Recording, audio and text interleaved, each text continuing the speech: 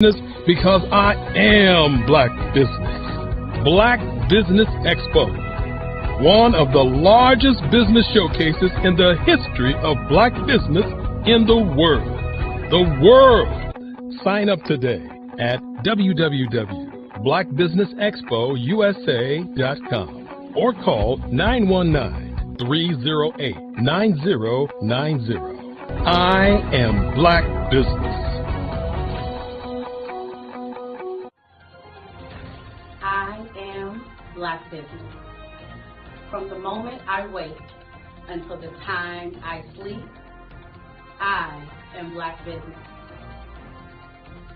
I am Black Business. Are you Black Business? I am Black Business. Do you support Black businesses? I support Black business because I am Black Business. Black Business Expo, one of the largest business showcases in the history of Black America in North Carolina. Sign up today at www.blackbusinessexpousa.com or call 919-380-9090. I am Black Business. I am Black Business. From the moment I wake until the time I sleep, I am Black Business. I am Black Business. Are you Black Business? I am Black Business. Do you support Black businesses? I support Black business because I am Black Business. Black Business Expo, one of the largest business showcases in the history of Black America in North Carolina. Sign up today at www.blackbusinessexpousa.com or call 919-380-9090. I am Black Business. I am Black Business. From the moment I wake until the time I sleep, I am Black Business. I am Black Business. Are you Black Business? I am Black Business. Do you support Black businesses? I support Black business because I am Black Business. Black Business Expo, one of the largest business showcases in the history of Black America in North Carolina. Sign up today at www.blackbusinessexpousa.com or call 919-380-9090. I am Black Business. Join Dr. Eric Kelly III and a host of phenomenal speakers from all around the globe for this 7-day virtual event that you don't want to miss.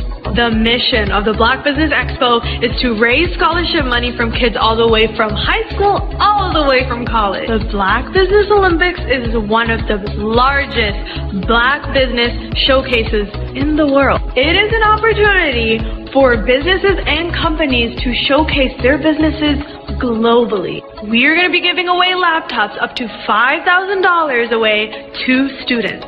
Again, I'm Olivia Appleberry, the founder of 2 Cents Finance and one of the speakers for the expo. I am so excited to see you there. For more info, go to www.blackbusinessexpousa.com or call 919-308-9090 and hope to see you there.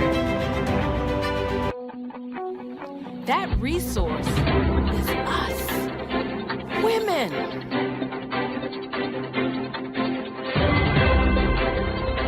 Oh, you're well qualified, but you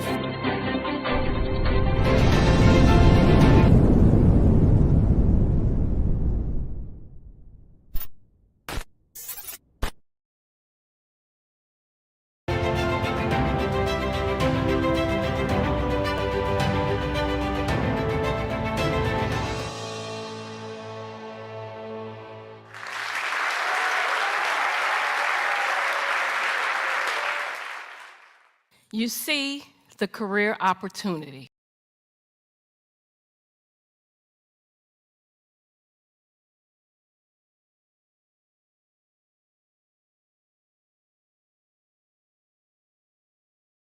You feel it's yours. After all, you're well qualified, but you don't apply. You feel stuck and can't move forward in your career. I've learned as a 10-year career strategist, we must learn how to show up. To show up, we will rise up. We have an amazing resource. You are in the right place at the right time. The Black Business Network opens again for its Black Business Olympics, a 24/7 broadcast on business, strategies, global branding, social media marketing, finance, advertisement, and much, much more. Featuring the top, most powerful entrepreneurs and speakers and thought leaders from all around the world as they gather together for this phenomenal event. Join the Black Business Network streaming live into the metaverse, STEM City, USA, Black Multiverse, Pod TV, Roku, Hulu, iHeartRadio, Apple TV, YouTube, TikTok, Instagram, Google Podcasts, Facebook, LinkedIn, IBM TV, Spotify, and Twitch.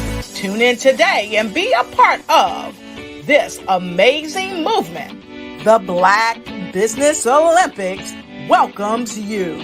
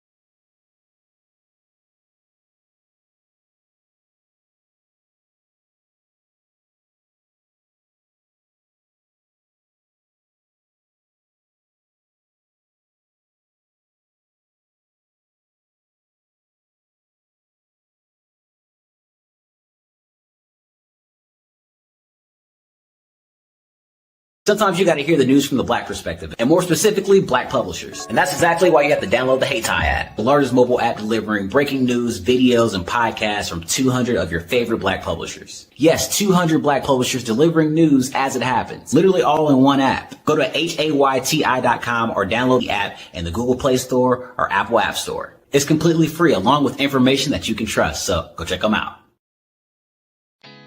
Did you know women represent just 3% of Fortune 500 CEOs and less than 15% of corporate executives at top companies worldwide? Have you wondered what the secrets are to getting into the top ranks, whether in the private or public sector? Do you want to figure out how to stop being held back in your career or passed over for promotion? Then you're in the right place. Hi, I'm Dr. Madeline Ann Lewis, President and CEO of the Executive Women's Success Institute. I have decades of experience in the military, the federal government, and corporate America. And my mission is to help women succeed and tap into their full potential. I want to reach 1 million plus women around the world to become the leaders they are meant to be.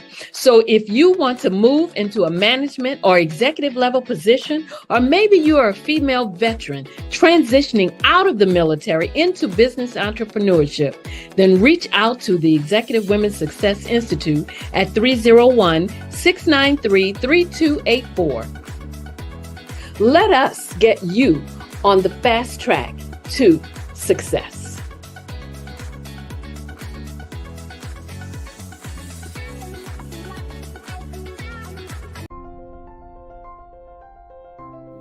you could build your own city.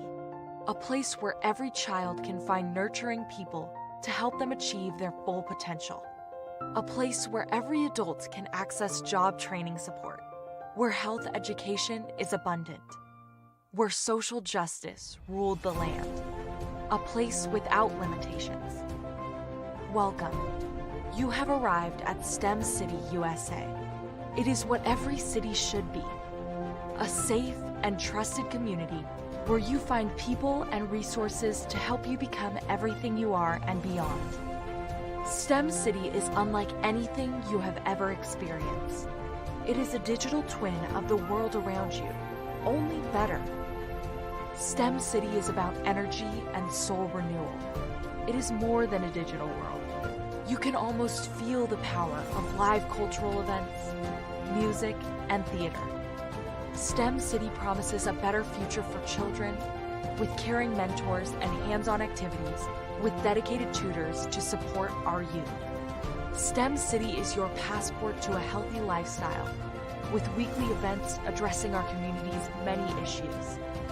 STEM City is your financial well-being with helpful information on wealth management, career advancement, job training, and so much more. STEM City is the community you deserve. It is the city where your dreams can come true. STEM City USA, a place in the sky that is accessible to all who reach for the stars. Hello, I am Dr. Eric Kelly III, the visionary strategist and founder of the Black Business Olympics. I invite you to showcase your Black-owned businesses on the Black Business Network global stage. The Black Business Olympics is a global Black Business Network platform that propels Black-owned businesses into the international spotlight. By showcasing your business on the Black Business Olympics platform, you can reach a worldwide audience of potential customers, partners, and investors. You can also establish yourself as a thought leader, an expert in your field, attract lucrative partnerships, and more speaking engagements. In addition, the Black Business Olympics platform provides a valuable opportunity to connect and collaborate with like-minded entrepreneurs and business professionals from around the world. This can lead to new business opportunities, ideas, and relationships. Finally, by sharing your story and expertise on the Black Business Olympics platform, you can inspire and empower others. This is a powerful way to make a positive impact on the world and leave a lasting legacy. If you are a Black-owned business owner, I encourage you to seize the opportunity to showcase your business on the Black Business Olympics platform. It is a once-in-a-lifetime opportunity to make an indelible mark on the world. Be one of the 1,000 visionary entrepreneurs who are changing students' lives, shaping industries, and leaving an unforgettable legacy for their families. Unleash your voice on our global stage and watch your business thrive. Black Business Olympics is one of the largest Black business showcases in the history of Black business in the world. Yes, the entire world.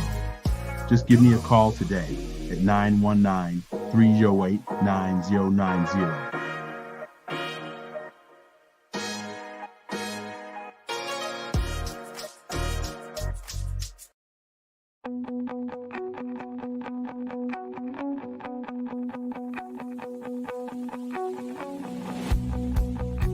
I am Black business. From the moment I wake until the time I sleep. Yes, I am Black business. I am Black business. Tell me, are you Black business? I am Black business. Do you support Black businesses? Listen, I support Black business because I am Black business. Black Business Expo, one of the largest business showcases in the history of Black business in the world. The world! Sign up today at www.blackbusinessexpousa.com or call 919-308-9090. I am Black business.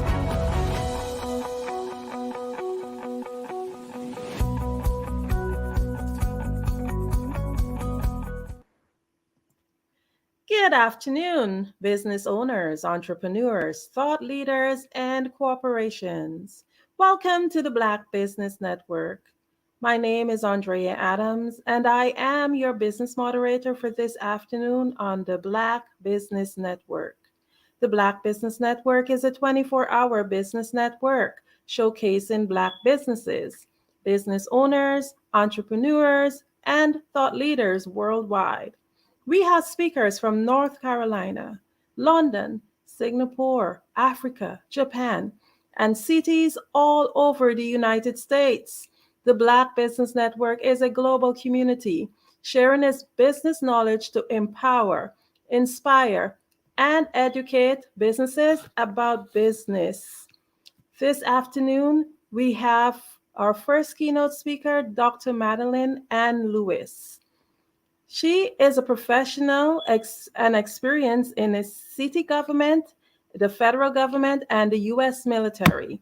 A passionate believer in self-esteem and desiring to guide women to achieve their best mental, physical, spiritual, and emotional health. Dr. Lewis is a career strategist, business consultant, international TEDx speaker, international best-selling author, and creator of online course Crack the Career Code: How to Lead with Confidence, Charisma, and Credibility, and the host of Success for Women radio TV show. Dr. Lewis conducts professional development training workshops and seminars and have been presented throughout the United States and abroad. She received the Joe Mans Black Wall Street 2022 award. She was also selected for the 2022 Veteran Champions of the Year. It is my pleasure and my honor to welcome Dr. Lewis to the Black Business Network. Well, hello, how are you? I am doing tremendous. And how are you today? Doing very well, doing very well. So honored to be here on this platform. I want to thank you for being the moderator today, and also Dr. Kelly for inviting me to come on this platform. Well, we're just happy and delighted to have you here. So just let's start, because I am just excited to learn more about you, and I'm sure the listening audience is too. Can you tell us about your journey and how you transition your roles in city government, federal government, and in the U.S. military to becoming a coach? Well, I tell you what, when I started out, I had no idea that this is where I would be right now. And they always say you never know basically who's watching you. And all this kind of happened, the transition, and happened because when I was in the military and I started being promoted and moving up the ranks, and a lot of women started coming to me and they wanted to find out, well, how are you making it up the ranks, especially because of the fact that I was in basically male dominated units, and being in civil affairs, transportation units, those are mostly men. And I was getting promoted and they wanted to know how. And so they wanted me to look at their packets, look at have mock interviews with them. And the same thing happened when I went into the federal government. Again, you never know who's watching you, because I had no idea. I'm just doing my thing. I'm just doing what I felt I needed to do to advance in my career. And then I started realizing, again, women were coming to me, wanting me to help them to figure out why couldn't they move, and what could they do? Can you look at my my promotional packet? Can you look at my interview questions? Can you have help me with interviews? And because of that, it just made me realize that I wanted to help women on a larger scale. And because of that, that's what made me, transition into being starting my own business so that I could help them on a larger scale, and also to be able to show them some of the things that I went through trying to get to where I got to. And because of that, I guess those would be the transitions, moving from the military into federal government, uh, into being a career strategist, into being a business consultant. That's how those transitions came about. Yeah. Wow, that's amazing. But one thing I will say is if you do have a gift and a calling and it's in it in you, Mhm. naturally it will end up in the end result of you making money off of it, especially if your desire is per heart first. Yeah, absolutely. Yes. So you just mentioned that you were inspired in terms of being able to guide women because mostly they came to you. But can you share with us what else, other than that, would have inspired you to guide women to achieve their best? Well, one of the things, it's still probably going on, not probably, it's happening in this day and age too. Women have a harder time moving up the career ladder in their careers. They have a harder time maneuvering, navigating some of the obstacles that they may face in the workplace. And so these things inspired me to want to help them because I face, my moving and moving up the ranks, moving up in my career. It wasn't like it was a walk in the park. I mean, it's not like I didn't face some of those obstacles too.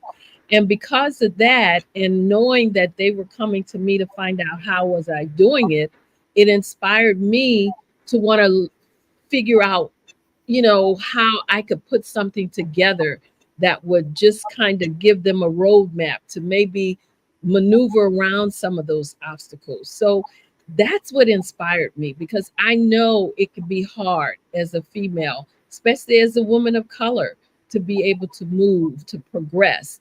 And so you need help. I always tell my clients, don't be afraid to ask for help because you can't do this by yourself. I didn't do it by myself. I finally realized after I was laid off from one of the first jobs that I had as a when I was very young.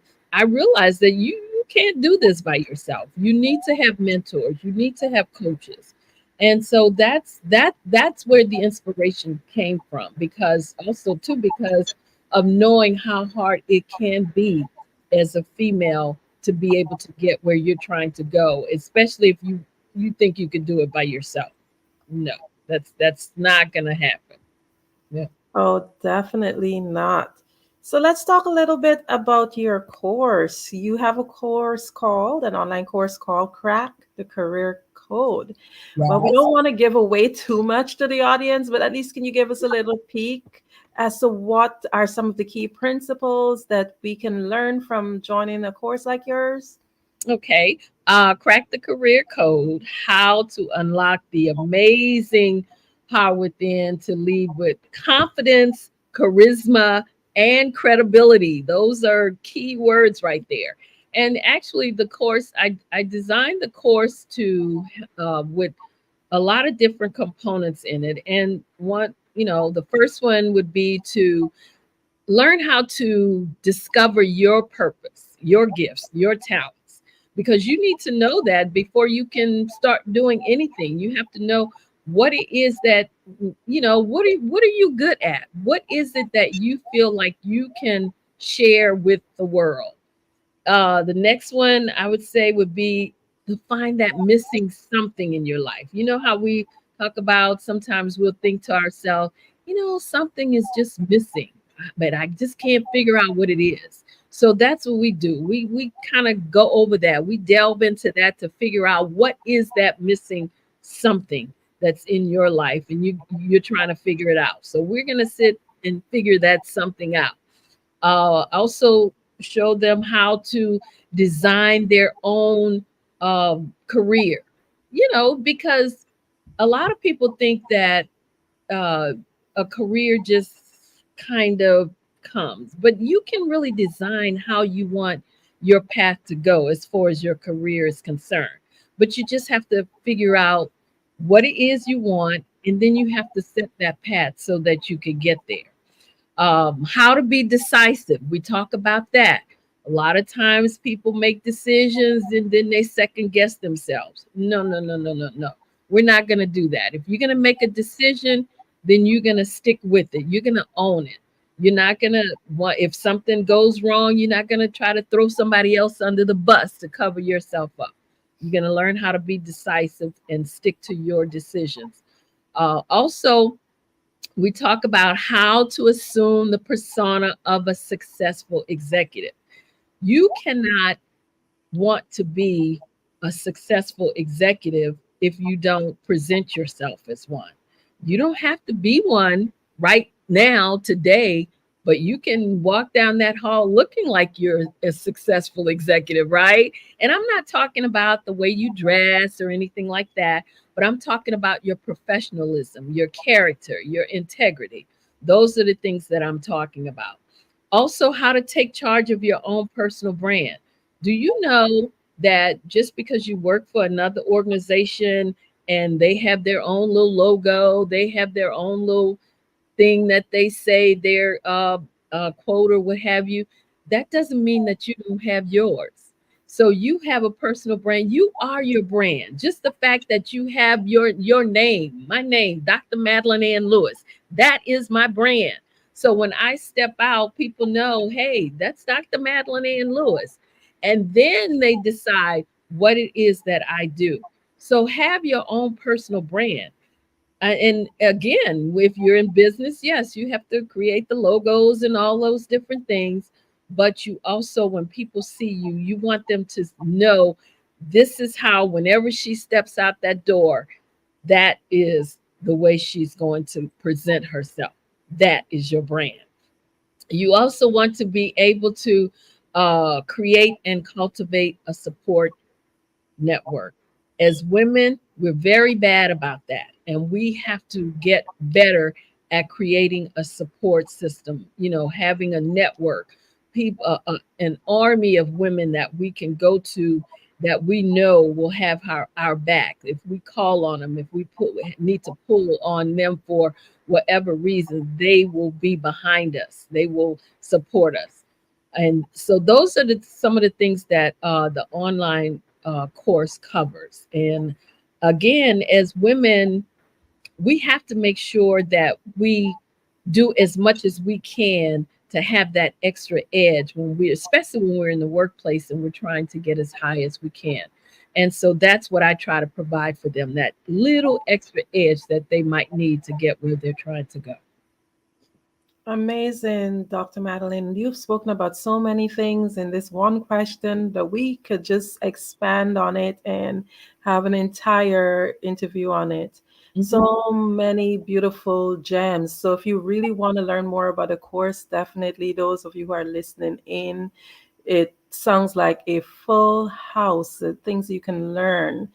You wear so many hats, and we just want to touch a little bit on your radio show. Can you tell us about your show, what topics you do cover? Mm-hmm.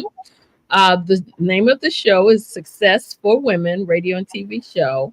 And actually, the show just encompasses what I believe in. I like to bring on guests that will show women there are other people out there doing what you might want to do. So don't think that you can't do it. I'm not better than you. That person that's on my show is not better than you. When they first started, they may have had that doubt too, that, oh, maybe I can't do this, but they got over it. And so will you. So that's what the show is all about. It's to make an impact on women, to show them that you can do whatever you set out to do. And so that's why I bring on guests, women and men, who can talk to them and share their story, share their journey, and let them know, hey, I started in my basement and look where I am now. So you can do the same thing. Mm-hmm. Absolutely. I believe that when you are called and you're just doing what you have to do, everything else is just bestowed upon you naturally. And just let's talk about that a little bit more. You are the recipient of the Prince George's Chamber of Commerce 2023 Excellence in Business Visionary of the Year Award. Congratulations. Thank Just you. tell us, how has this impact your career and your mission? And just talk a little bit more about the award so we can have an idea of what it is. I'll tell you what, when I, first of all, when they tried to reach me by phone, I guess my schedule was just so busy that they were unable to reach me by phone. So I was on my computer and I saw the email with one of the young ladies at the chamber, a friend of mine, I know her, and she sent an email. She says, "We've been trying to reach you. You need to contact me." And so when I reached out to her, I'm thinking, oh, okay, what's going on? Is there something they need me to do or what have you? So I reached out to her and she told me that I had, received the award. And I'm thinking,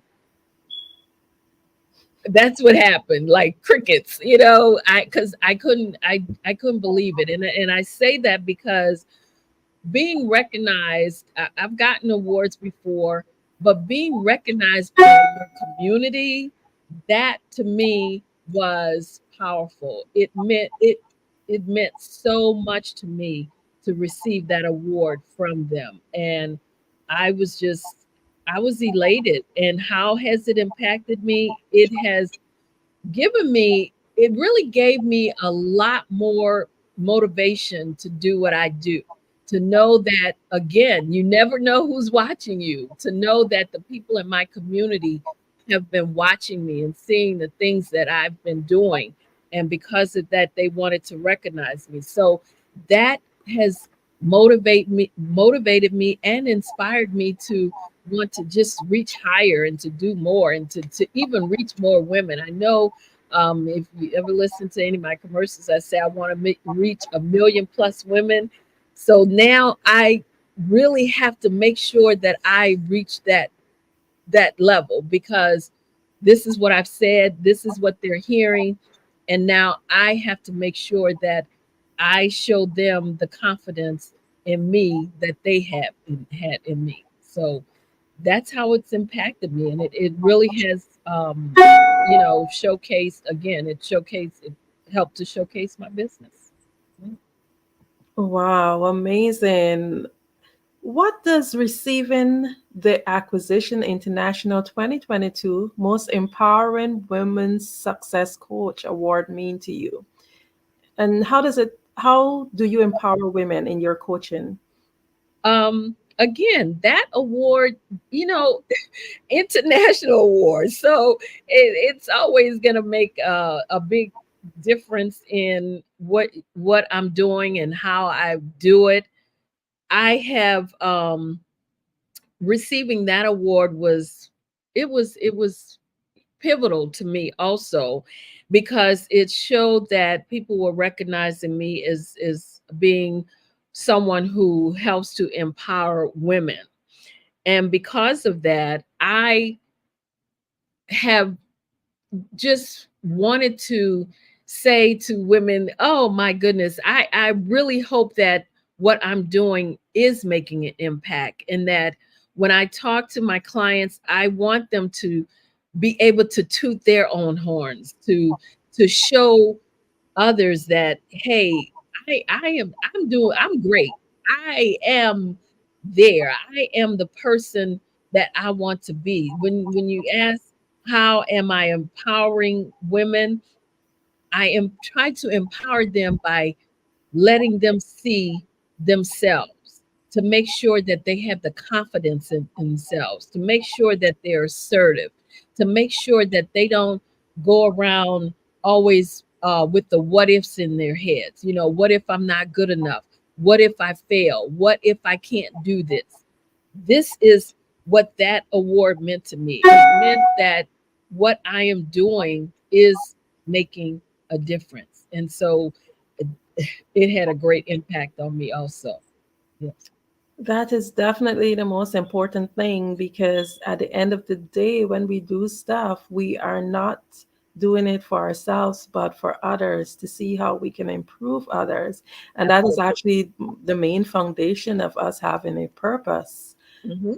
So we're still talking a little bit more about your accomplishments. You were also selected for the 2022 Veterans Champions of the Year Corporate America list. How do you advocate for veterans in the civilian workforce? Well, female veterans, that's, of course, the ladies, that's my passion.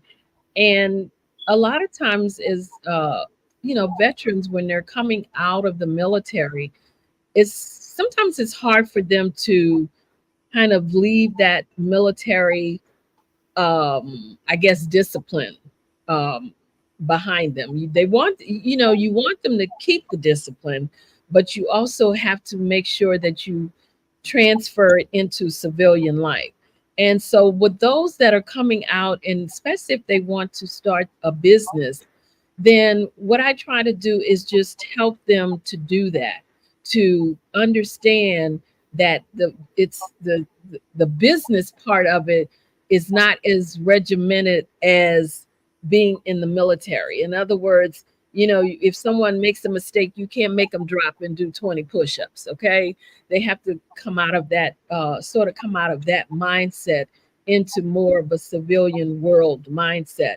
So I help them with that. I help them to try and get their business set up in a way that, depending on what it is that they're trying to do, maybe with the certifications or what have you, to provide those resources for them where they can get those certifications that they may need to start their business.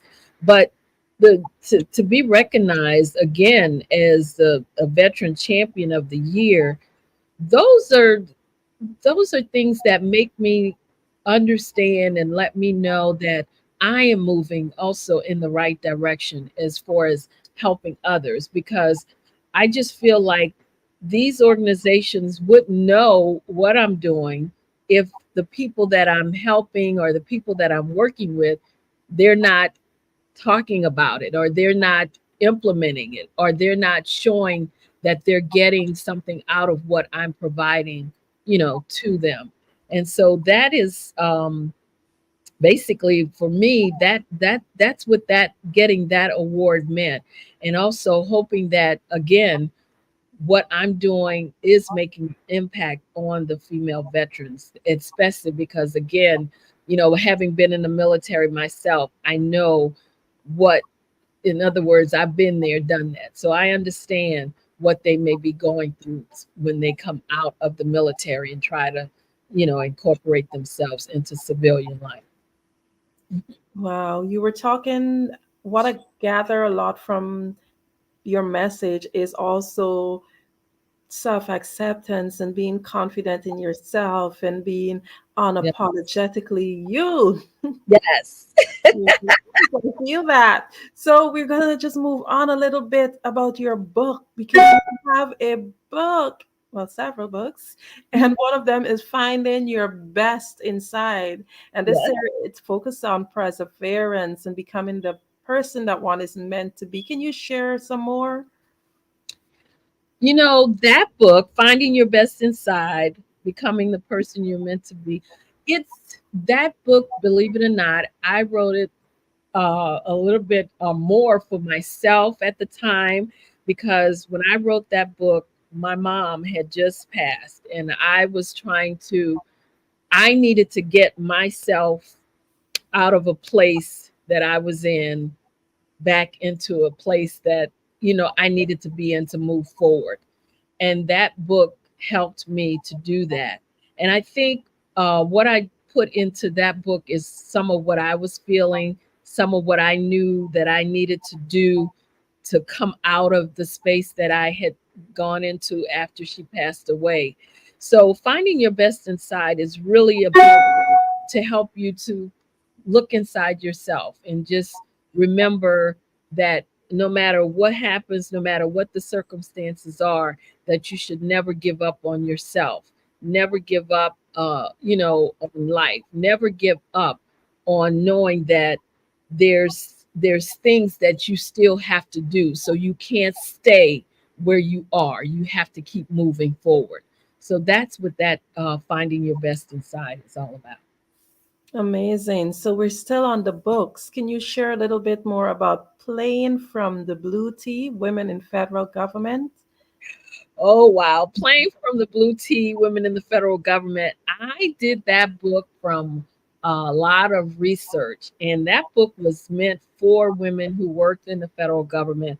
I interviewed 20 females in and around the Washington metropolitan DC area because I wanted to find out how they got to the positions they were in. All the women that I interviewed were in high level executive type authority positions.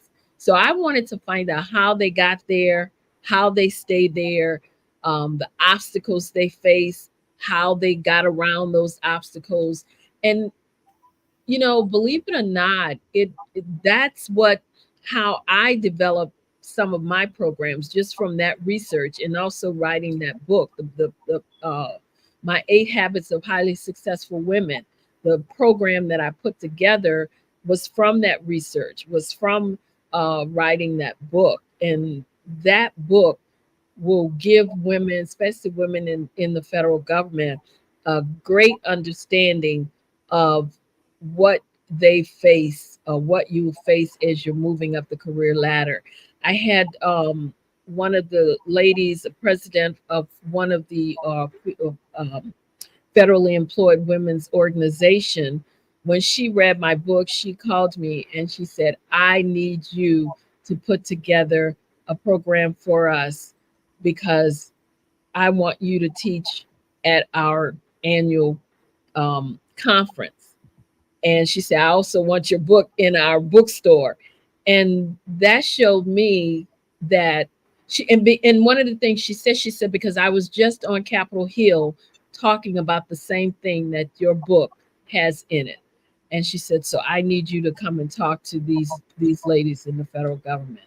And again, it shows you, or showed me, that what I did, the research that I did, and what I put in that book was helpful. And that's what I was going for. That's what I was shooting for, to make sure that the information would be helpful. So I did that for them. I taught at their conference every year for several years, just teaching the women how to get into senior executive level positions. So that's what Playing from the Blue Tea, Women in the Federal Government is all about, helping women to move up again into those senior executive positions, which is very hard for women to get into if they don't know how to navigate the system. Amazing. Oh my goodness. You have been called. I can see it over you. And I see that you are right now a contributing author of Own It magazine. Yes. Just share with us, what topics do you cover and how do you contribute to this magazine? Well, again, another one of my passions, Own It magazine. The reason why I decided that I wanted to kind of collaborate with them is because the magazine is all about sharing resources every month on personal, professional development, business development, all things that I like being involved in. And so I provide an article to them every month, different types of articles. My last article, as a matter of fact, in January, was 5 tips for professional women to negotiate salaries. And the reason why I wrote about that one is because, people right now, a lot of people are working from home. So you still have to remember working from home, some of the things that's going to impact you. How are they going to know or really see what you're doing from home? You still have to make sure that you're visible. So you still have to make sure that your skills are up to par. So if you're working from home and you go in to ask for a salary increase, how are you prepared to do that? What are some of the things that you can have in place? What can you show them to show that you've been doing what you need to do, working at the level you're supposed to be working at or beyond to deserve that salary increase. So that was my latest article. The next article I have coming out, believe it or not, is going to be about the what's been in the headlines lately about basic. I call it bullying in the workplace, but if you know about Dr. Gay and Dr. Bailey, about those two, the article will be in reference to what happened to both of them. Dr. Gay having to step down from her presidency at Harvard University, and then Dr. Bailey, who committed suicide because of the overwhelming things that she went through at Lincoln University. So my article is going to be in reference to that. But that's what I share. Different articles, again, to help women to be able to navigate some of the obstacles that they have to face when they're out here in the workplace, in corporate America, in the federal government, in city government. So that's what my contributions to that magazine is all about. Wow. So you have co-authored and authored so many books. So could you think of on the top of your head a list of some of the books and just give us a little, I would say, summary on each of them that comes to mind as you share with us? Okay. Well, we talked about the Finding Your Best Inside. We talked about Playing from the Blue Tea, which are two that I authored. Co-authored, I had the Professional Woman. I co-authored that, and that was a book that I did because, again, it was based mostly on leadership principles and different things like that. I did a book, co-authored a book about your on stage image, etiquette, branding, and style, which is another one that, of course, you know me when you talk about the image and the branding and all of that kind of stuff. So that's why I wanted to be involved in that. One that recently I did was the Own It anthology, and that one won best-selling Amazon bestseller on under professional development. So I was very excited about that. Another one that I contributed to, and that book, as a matter of fact, is in two parts because it's the anthology and the journal. And the journal, the Own It anthology journal, was something that I did because, again, inspiration. I just feel like women, we need that inspiration. We need that positive image. We need that positive, always to have that positive mindset, things that are going in that will keep us moving forward, keep us looking to those things that will instill in us that, yes, we can do it. So in that book, I did, especially in the journal part, I gave them a lot of activities that would help them to, just keep themselves positive, confident, knowing that having that confidence in themselves. Those are two words that I love: confidence and assertiveness. So, Yes. whenever there's something, a project that I know that will instill those two things, I'm usually ready to kind of jump in there and find out more about it because I just feel that as women, we need to make sure that we're always confident in the things that we do, have confidence in ourselves, and that we have to be assertive, that we shouldn't come in the room and take the back seat. We need to learn how to always toot our horns. And that's not being arrogant. That's just knowing that you know that you know that you know, and that you letting the world know that I can do what I set out to do. So that's what those books are for. The other, I know there's a couple more. I just so Exactly. but I do know there was if I think about it, I'm sure I could remember. But that's basically most of the books that I've done have been based on inspiration, leadership principles, confidence, image, style, branding, different things like that. Yes. Thank you so much. You are definitely making a tremendous contribution to women. So before we wrap everything up today, could you just tell us like what are the key factors that contribute to success of women in the business world? I would say the key factors that contribute to women in the business world is to, again, don't doubt yourself. You know, being in business it's not going to be easy. It's not a piece of cake. It's not a walk in the park. But don't doubt yourself. Make sure that you stay up on your field. Make sure that you know your competition, that you always, stay up on your competition research. Also, make sure that you are able to pivot because we all know, especially when the COVID hit, a lot of businesses went out of business because they were not able to pivot. So make sure that you always know your market, know your competition, but that you're always able to pivot if something happens. Like, for example, those that the businesses that were just doing in-person stuff and couldn't do online or couldn't do, they hadn't implemented delivery or whatever it is, they weren't able to sustain. So make sure that you're always doing something that you can sustain your business, sustain yourself. And again, my favorite, never, ever, ever give up on yourself, your goals, or your dreams. Most definitely. Dr. Madeline, I can speak to you all day because you have a wealth of information and there's so many tools that you can give women, and I'm sure that men listening in too, they can learn so much from you.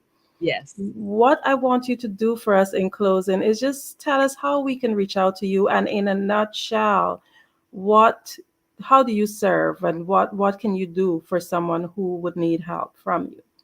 Okay. Well, if you want to get in touch with me, anyone can reach me by emailing me at info@exwsi.com, or they can go to my website, which is www.exwsi.com. I'm on all the social media platforms, so they could also reach out to me on any one of those. And my mission, what I do to serve, is to help women accelerate the path to success.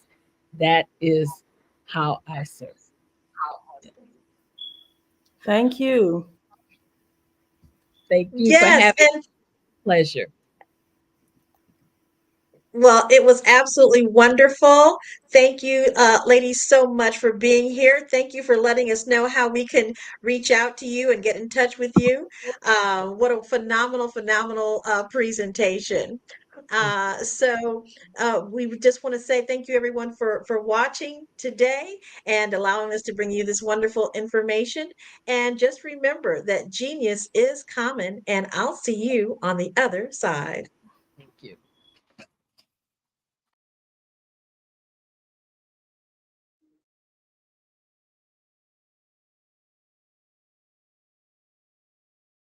All right. Well, thank you so much, everyone. Just want to let you know that the Black Business Expo, our mission is to raise funds for high school seniors going to college or K through 12 entrepreneurs. This expo is a fundraiser for students who may go to, and you can go to www.blackbusinessexpousa.com to donate to the scholarship fund, or use the Cash App that's on the screen below and say Cash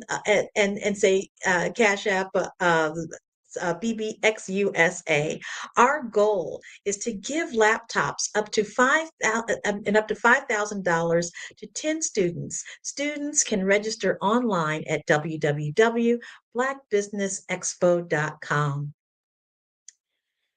Every dollar counts. So we want to remind you to donate to the scholarship fund. We want to thank our Black Business Expo USA sponsors, NC 100, Moody Capital Partners, Suede USA, Lotus Richer Coaching and Training, Carolina Virginia Minority Supplier Development Council, Step Management, The Hello LLC, Barbara H. Smith LLC, Margie McLean Foundation Incorporated, Genius is Common, Earth Essentials, Five Star BDM Media, Mullane Shawnee Global, Executive Women's Success Institute, The Quality Coaching Company, Superwoman Business Services, Creative Force Studios, Lee Entertainment, Artistic App Design, Black Business Expo USA. Genius is common, and I'll see you on the other side.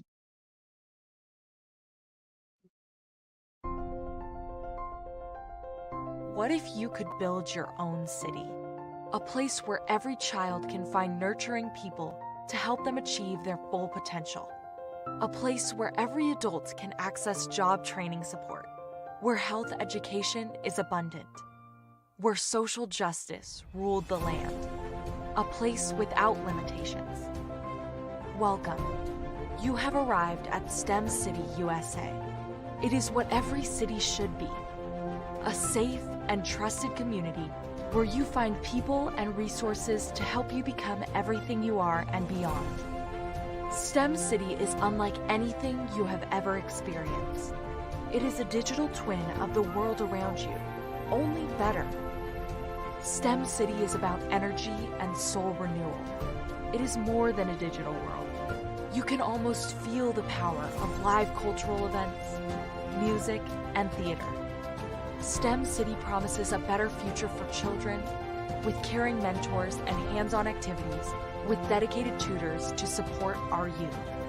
STEM City is your passport to a healthy lifestyle with weekly events addressing our community's many issues. STEM City is your financial well-being with helpful information on wealth management, career advancement, job training, and so much more. STEM City is the community you deserve. It is the city where your dreams can come true. STEM City USA, a place in the sky that is accessible to all who reach for the stars.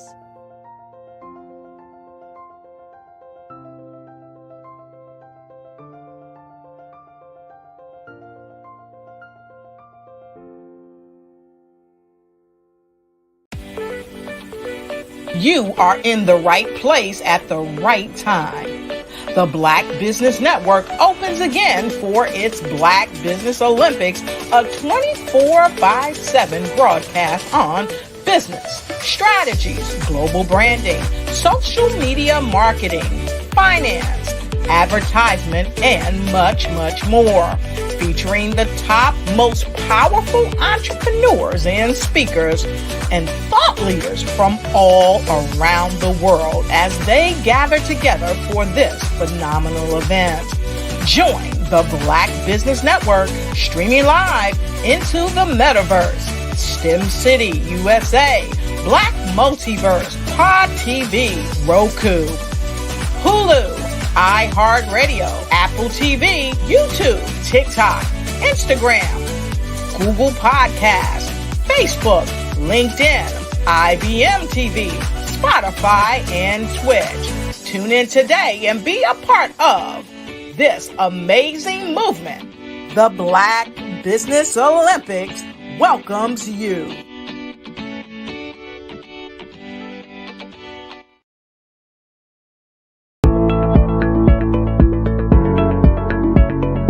Prepare for what's coming and dominate in economic winter.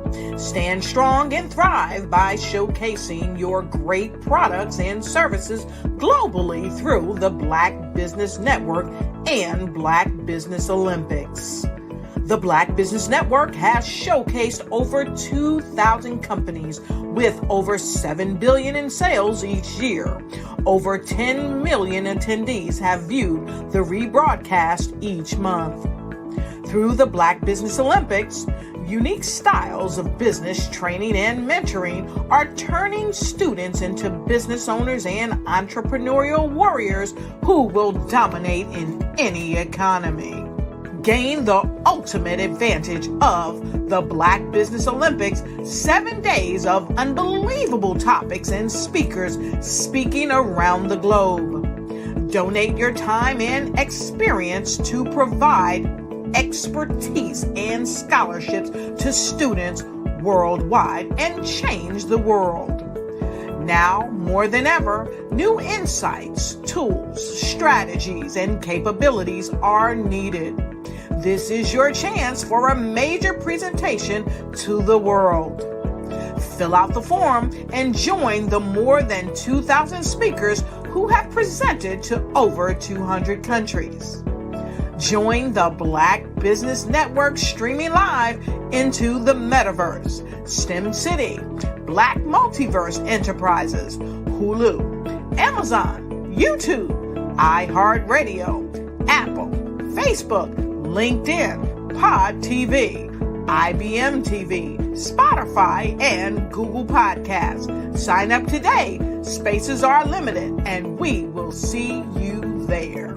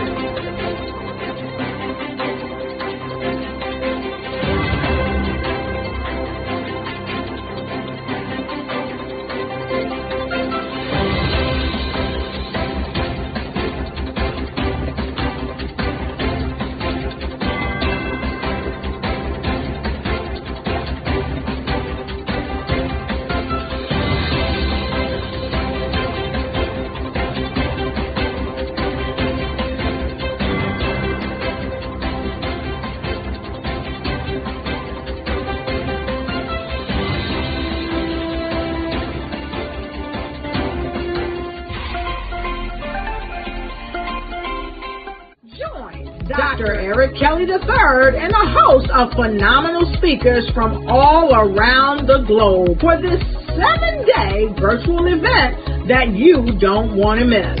The mission of the Black Business Expo is to raise scholarship money from kids all the way from high school, all the way from college. The Black Business Olympics is one of the largest Black business showcases in the world. It is an opportunity for businesses and companies to showcase their businesses globally. We are going to be giving away laptops up to $5,000 away to students. Again, I'm Olivia Appleberry, the founder of 2 Cents Finance and one of the speakers for the expo. I am so excited to see you there. For more info, go to www.blackbusinessexpousa.com or call 919-308-9090 and hope to see you there. I am Black Business. From the moment I wake until the time I sleep. Yes, I am Black Business. I am Black Business. Tell me, are you Black Business? I am Black Business. Do you support Black businesses? Listen, I support Black business because I am Black Business. Black Business Expo, one of the largest business showcases in the history of Black business in the world. The world! Sign up today at www.blackbusinessexpousa.com or call 919-308-9090. I am Black Business. I am Black Business. From the moment I wake until the time I sleep, I am Black Business. I am Black Business. Are you Black Business? I am Black Business. Do you support Black businesses? I support Black business because I am Black Business. Black Business Expo, one of the largest business showcases in the history of Black America in North Carolina. Join Dr. Eric Kelly III and a host of phenomenal speakers from all around the globe for this 7-day virtual event that you don't want to miss. The mission of the Black Business Expo is to raise scholarship money from kids all the way from high school all the way from college. The Black Business Olympics is one of the largest Black business showcases in the world. It is an opportunity for businesses and companies to showcase their businesses globally. We are going to be giving away laptops up to $5,000 away to students. Again, I'm Olivia Appleberry, the founder of 2 Cents Finance and one of the speakers for the expo. I am so excited to see you there. For more info, go to www.blackbusinessexpousa.com or call 919-308-9090 and hope to see you there. I am Black business. From the moment I wake until the time I sleep. Yes, I am Black business. I am Black business. Tell me, are you Black business? I am Black business. Do you support Black businesses?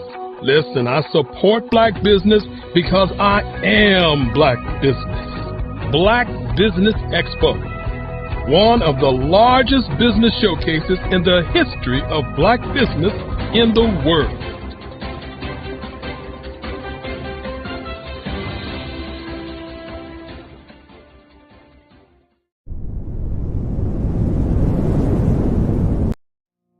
Did you know that approximately 333.34 million businesses exist today, according to a report from 2021? And you may be one of those businesses, or maybe you're not in the business market yet, but you're aspiring to be a business owner. Well, guess what? You're in the right place at the right time. Because let's face it, everything is about timing and opportunity. Hi, my name is Dr. Lotus Richey, and I'm the CEO and founder of the Lotus Richey Coaching and Consulting LLC, along with the Lotus Richey Ignite Show. 15 minutes of success with Dr. Lotus Richey, as well as books to boom your business and bring who you are. And today, I want to bring this amazing message to you about the Black Business Network and the Black Business Olympics. See, the Black Business Network and the Black Business Olympics is designed to help people just like you, that's right, that look like me, to take their business to the next level. Not just in your front yard or your backyard, but globally. The Black Business Network and Black Business Olympics is designed not to just help you survive, but to help you thrive. So join us today as we come together with businesses all around the world to support our students, our children, our young teens, our young entrepreneurs. What we do is we come together to help raise funds for students who are aspiring to be business entrepreneurs, who are aspiring and who are thriving in college. We endow them with a wonderful opportunity to gain scholarship of either a laptop or several thousands of dollars. And we invite you to help be a contributor to this amazing opportunity to help someone that looks just like you. So join us today at our website and let us connect with you and help you ignite and take flight in every area of your life on the Black Business Network and the Black Business Olympics. Are you an innovative entrepreneur or business owner ready to embrace the future of business transformation? The world is evolving at an unprecedented pace, and it's crucial to adapt and pivot towards success in this dynamic landscape. At the Hello LLC, we are dedicated to guiding you through this transformative journey, offering a comprehensive suite of services that extend beyond the metaverse and 3D immersive experiences. Our mission is to empower businesses and brands by assisting them in building, branding, systemizing, and automating their operations. We specialize in steering businesses from a two-dimensional existence to a thriving three-dimensional presence, where opportunities abound.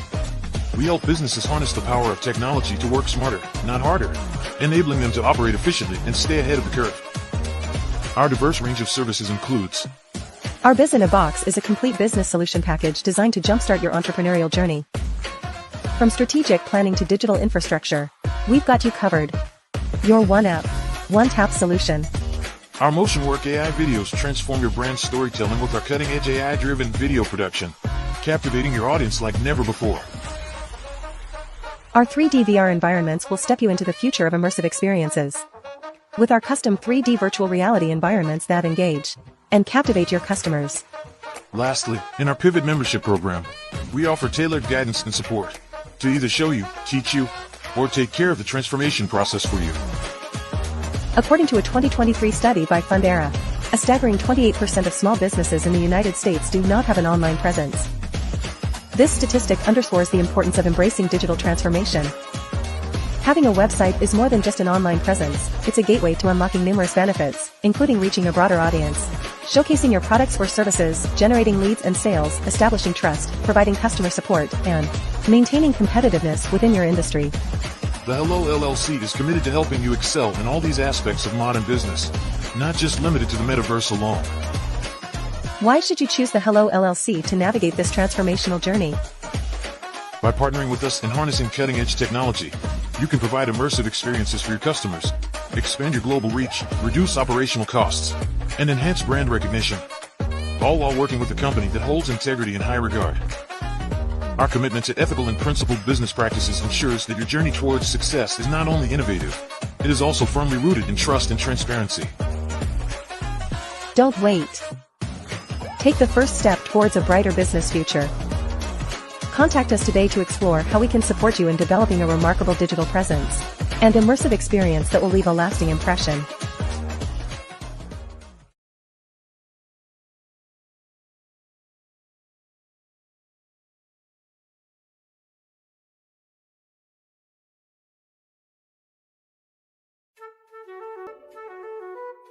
This is Dr. Arnold T. Petsworth. He's the owner of Petsworth Vet World, a veterinary clinic in Hopton, Connecticut. His patients include dog, cat, frog, fish, Goldie, dog, and this alpaca. Due to doctor-patient confidentiality, we can't tell you their names. Business at Vet World was steady, and then quarantine hit. Neighbors brought new four-legged friends into their homes.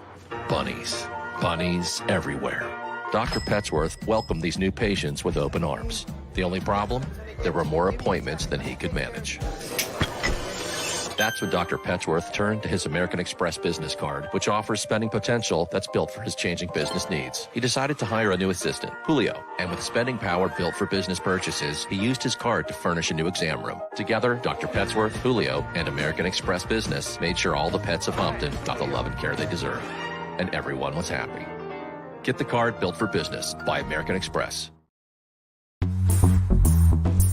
Attention all entrepreneurs and companies. Are you looking for reliable and efficient virtual assistants and back office support to help you manage your business tasks? Look no further than Superwoman Business Services. Our team of virtual assistants provides a full range of administrative support services, including operations management, social media marketing, and much more. We also offer website design services to help you create a professional online presence that reflects your unique brand. In addition to administrative support and website design, we offer business development and structuring services to help you grow your business and achieve your goals. We'll work closely with you to identify areas of improvement and develop a customized plan to help you reach your full potential.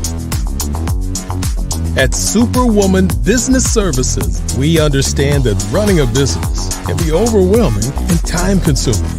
That's why we're here to help you fly high and achieve success.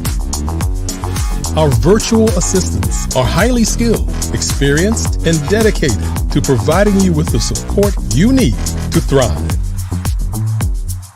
Come fly with us and take your business to new heights. Let us help you become the superhero entrepreneur you are meant to be.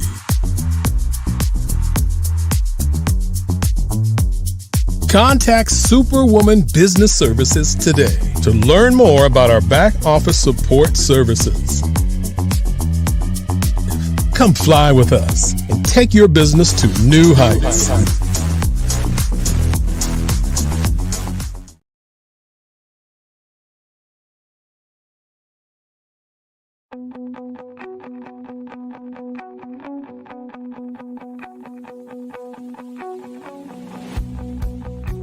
I am Black business.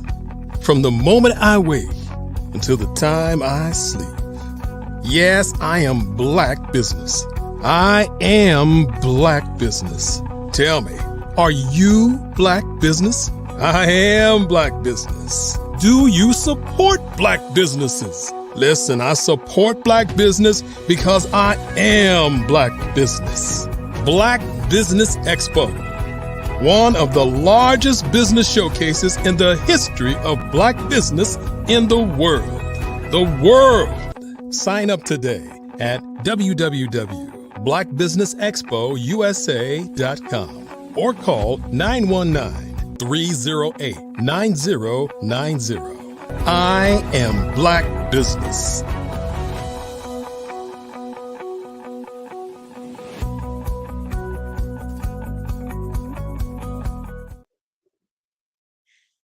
Well, good afternoon, business owners, entrepreneurs, thought leaders, and corporations. Welcome to the Black Business Network. My name is Bukeka Blakemore, and I am your business moderator for this afternoon on the Black Business Network. The Black Business Network is a 24-hour business showcasing Black businesses, business owners, entrepreneurs, and thought leaders worldwide. We have speakers from North Carolina, London, Singapore, Africa, Japan, and cities all over the United States. The Black Business Network is a global community sharing its business knowledge to empower, inspire, and educate businesses about business. Our next speaker is Melanie D. Perry. Melanie D. Perry has been helping people create sustainable wealth by making wise decisions for over 2 decades as a certified financial planner. Melanie's passion for financial literacy extends to educating women and kids about the basics of money management through her financial literacy and education company, Zillionaire Enterprises. She is known for making financial concepts easy to understand, which helps people to make sound and empowering financial decisions. Melanie caters to women entrepreneurs by providing solid strategies that work. She has been recognized by many national organizations for these efforts, including the Los Angeles Women's Chapter of the NAACP. Melanie has authored all about the Benjamins, helping people create wealth in the midst of financial insanity.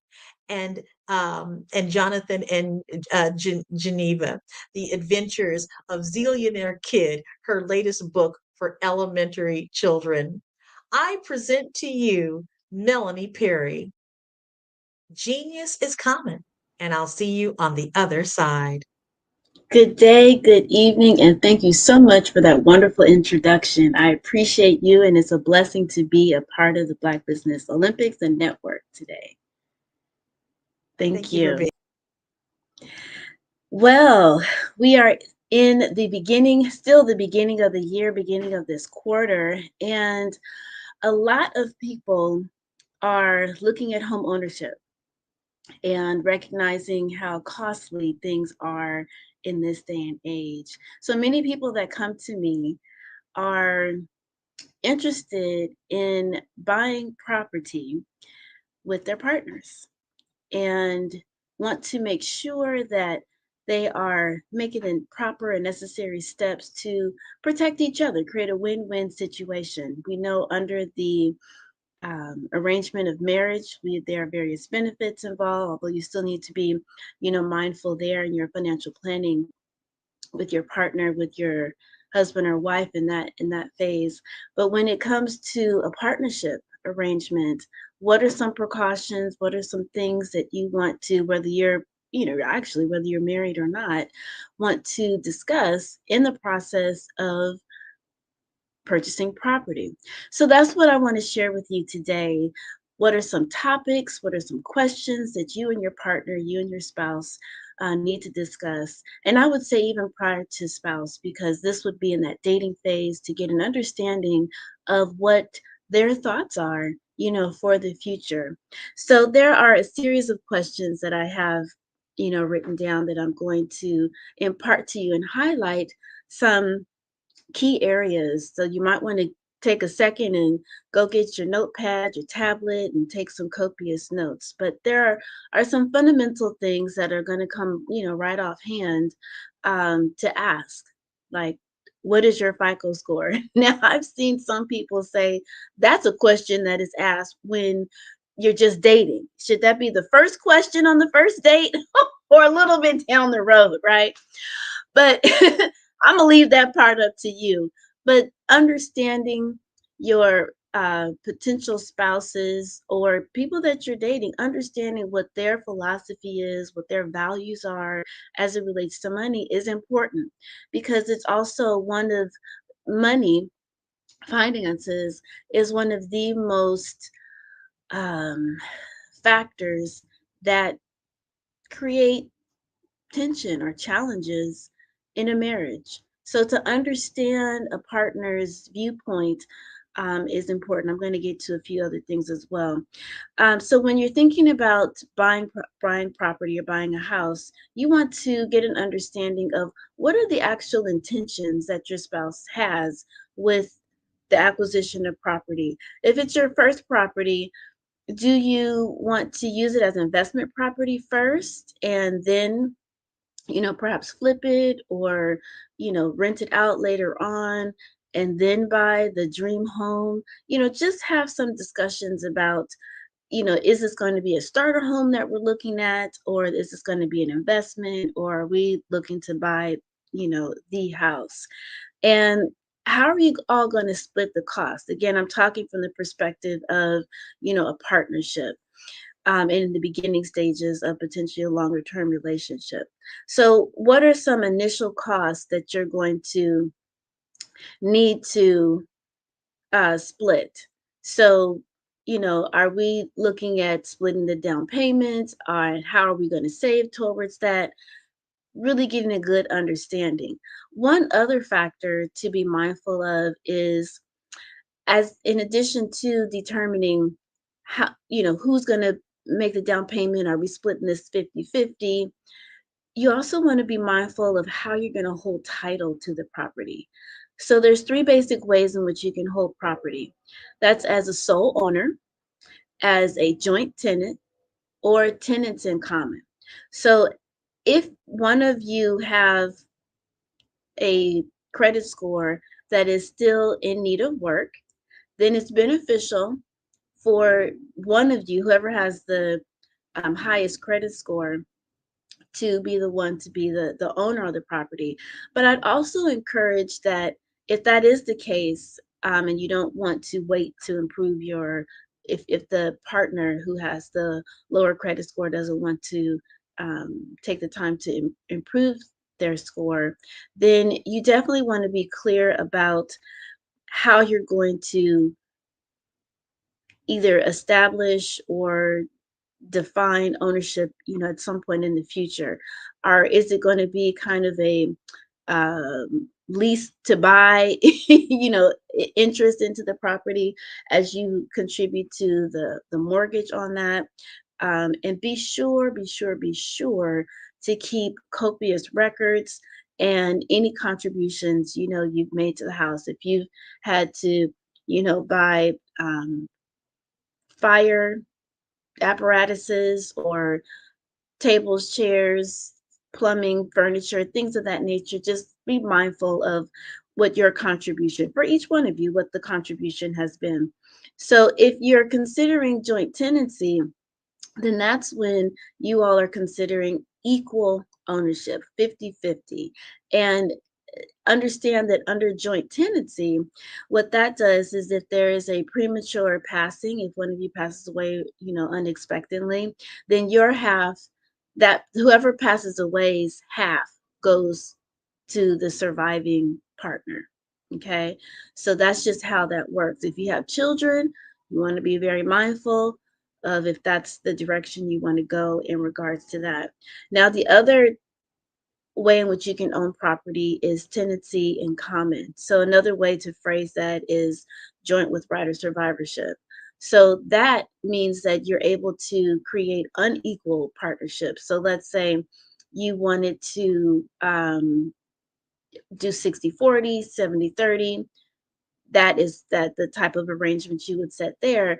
And in under that way of titling the property, then you are able to determine, oh, like in the event of my untimely passing, I want my portion of ownership to go to my heirs or whoever you choose, or to the surviving spouse. So you have some flexibility there. You also want to get to know what your partner's like money personality is. So are they like this super duper saver? Every penny that comes in has a purpose and a plan, and it is going towards saving. You want to know if they are a serious spender, right? If it's like a boomerang effect, the money gets deposited into their checking account on payday and it's spent, 3 seconds later. Are they a grandiose giver? Now you might think, okay, I wouldn't think that a giver would be a personality type, but there are some givers out there who just are so compassionate and they just give to every single person that asks them something, asks them for money, on the street, which can, create a challenge in boosting the savings if you're in a constant mode, if the person's in a constant mode of giving. Another personality type is if they are an incredible investor. So this is a person that might be a little bit more aggressive and you might be a little bit more conservative or vice versa. And so to know the type of money personality the individual has, your partner has, is also a key point to understand. And there might be a blend between these various money personality types. So you want to also be mindful of, given the fact that you begin to understand each person's money personality, you want to have a discussion around how to organize your bank accounts. Should it be a separate bank account? Should it be a joint bank account, maybe specifically for housing, for the mortgage or any type of maintenance or upkeep, on the property or with your home? Having a purposeful bank account provides you with clarity, especially when you have rules of engagement and boundaries. Over 20, it's going to be 25 years in March of this year where I've been in the industry. And I have seen numerous, situations where, you've got a husband and wife that have joint accounts. Everything is joint. I have some that have a mixture of the two. And then I even have some that are completely separate and they have specifically, designated, they'll take care of these expenses over the house and they take care of this. And they are comfortable with that. And so there's really no rule of thumb when it comes to how couples are supposed to arrange their finances. It's really based upon the individual. I think it's also based upon the personality type and the comfort level and what's going to provide each partner with peace of mind. We can't forget that peace of mind, factor. Now, how you all choose to arrange that can vary in the sense that there's one particular couple that I've worked with where the husband was a spender and an investor as well, of an incredible investor and a super spender. And the wife was a super saver and couldn't handle the bank accounts getting down to a certain level. And so in the beginning stages of their marriage, she was trying to deal with that. And then at a point she was like, I just can't handle that. And so she, stood her ground and said, hey, I'm going to set up separate bank account. Well, the husband wasn't all that comfortable with that and was like, okay, I'm going to respect your wishes and set up the separate bank account, but still make it joint. I'm going to respect you and not tap into that without your permission. Because the rationale was if anything was to happen to her, being able to easily access the funds for emergency purposes was the reason for his desire to have being on that particular bank account. And so that's how it worked. That's how it worked for them for going on 55 years. And that's why I'm saying you can't really have a hard fast. There's no hard fast rule when it comes to how to organize your bank accounts between your partner and your spouse. You got to figure out what's going to work best for each one of you. Another thing you want to be mindful of is to discuss the laws in your state, because each state takes this type of situation where you're a non-married couple owning property very differently. Because I believe it's in the state of Ohio or Georgia, where as a non-owner, if you contributed to the mortgage over a period of time, and then later, maybe you all separated, then they have rights of ownership. Where in other states, that doesn't, take place. So you just want to be up on, what are the, state laws as it relates to, I'll say commingling, funds when you've got one is the owner, the other one is not the owner, but they're contributing to the mortgage. So this is where creating a cohabitation agreement comes into play. And this includes all the details of who owns it, who is able to sell it, having a clear entry and exit plan. And this is a thing that people kind of get a little tripped up about, because it's like, well, I don't want to go into this thinking that we're going to leave each other. Well, you can separate from your partner in more than just falling out of love with them. Separate from from death, is another factor. So it's really a matter of just preparing for life happenings, right? And so when you're doing this in a state of love, a state of bliss, and that puts you in a much better mental space to create a quote exit plan from the space of love, where it would be a win-win situation for each person, because you're going to be focusing on love and what's going to be beneficial for each one. And as mentioned, there are different situations that can take place where one person may not be able to keep up with the mortgage. Obviously, if you separate, if you pass away, and we can't forget about a disability. A disability, unfortunately, is also another reason why people get divorced and have financial, challenges. And so if one of you become disabled, then how are each of you prepared to be able to take on the full mortgage? This is another, critical piece of, and I'm going to get into this a little later, of how how important it is to organize and set up your finances to be able to set yourself up to prepare for an unexpected situation such as, a disability. The other thing you want to be, mindful of is, as I shared earlier, if one of you passes away prematurely, not only do you want to be mindful of how you hold title, but this is where the family living trust comes into play. With a family living trust, this is where you determine who gets the rights to your property, anything and everything that you own, but also how to handle your finances in the event of you are unable to make solid, sound financial decisions. We never want to think about that time when, or the once in a few a few moments when you're in a car accident or health illness and you're just not able to make those decisions, but things happen. And it's better to have these types of crucial, critical conversations in a calm, loving state, so that if a health, a death, accident, illness comes into play, there's no panic.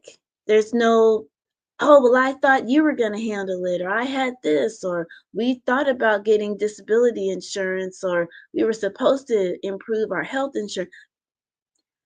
Having these conversations early and setting yourself up so that if there is ever an undesirable situation to take place, you've got your trust in order, you've got all the necessary insurances in order, and you can have the peace of mind that everything is going to continue to work well for you.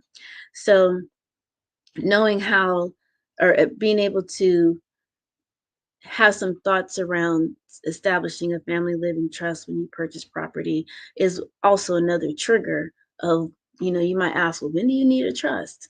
That's one trigger. Now, another question would be, this is a good one, who's going to maintain the, not necessarily the cost around inside and outside, chores or cost regarding the home, but who's going to actually deal with the upkeep, right? So things like changing the light bulbs in the refrigerator or plumbing or, whatnot. You'd be surprised. Sometimes we designate some roles as male and female, but not every male or female is good at doing those traditional roles. So I know of a few, cases that are clients that are, didn't slide into that traditional role, and they're doing most of the house maintenance, not just cleaning, so to speak, but they are, making sure that the pool is clean and they've organized the cleaners to come out. They make sure that it's basically like a house manager is what the responsibility, that she has. The carpets are cleaned, and the vault ceiling, if you have those huge homes where you need to have professional cleaners come out to clean the cobwebs from the vault ceilings, all of that is something that she manages. Well, some inside and out, from the gardeners and everything.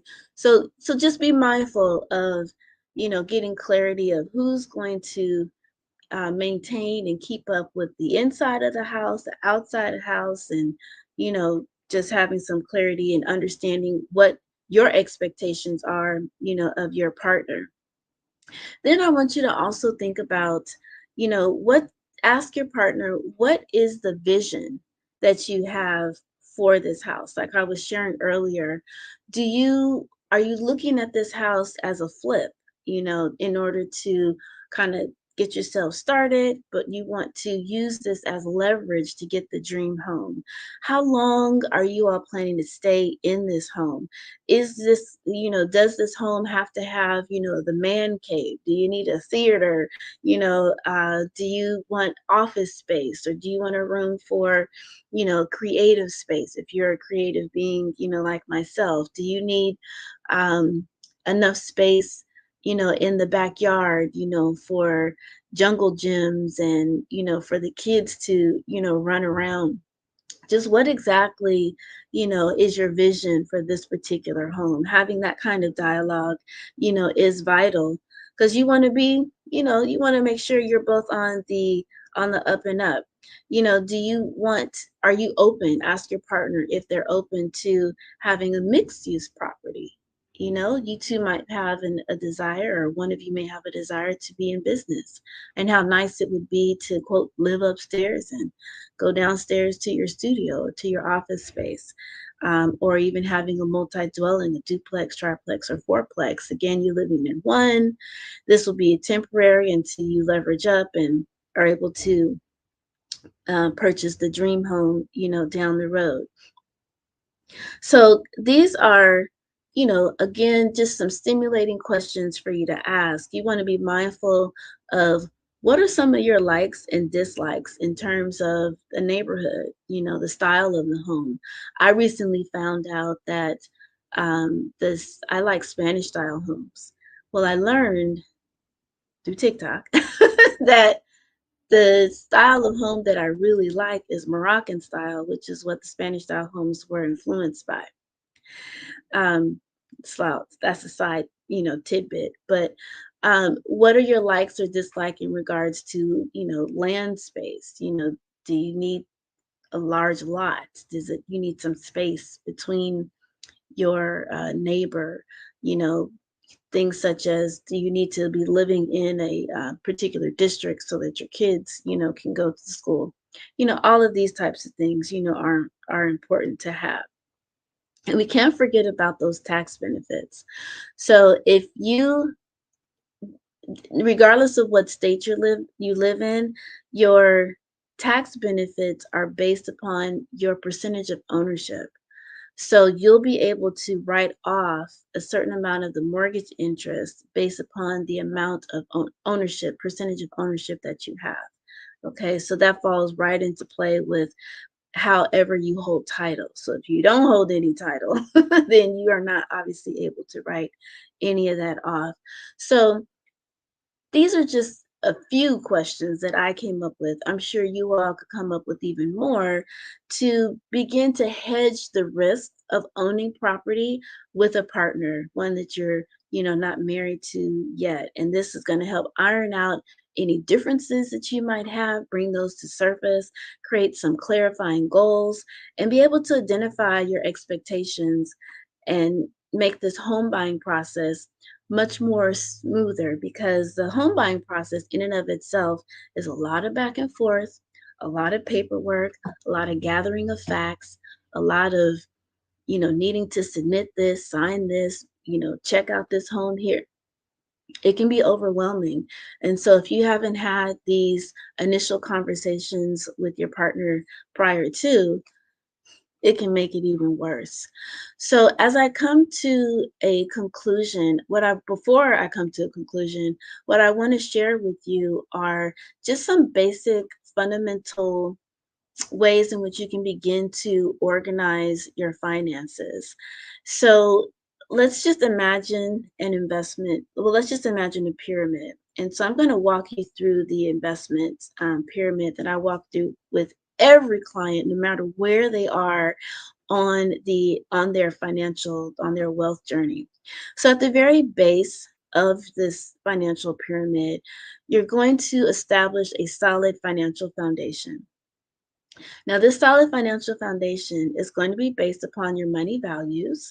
It's also going to be based upon your intentions for your money. Okay.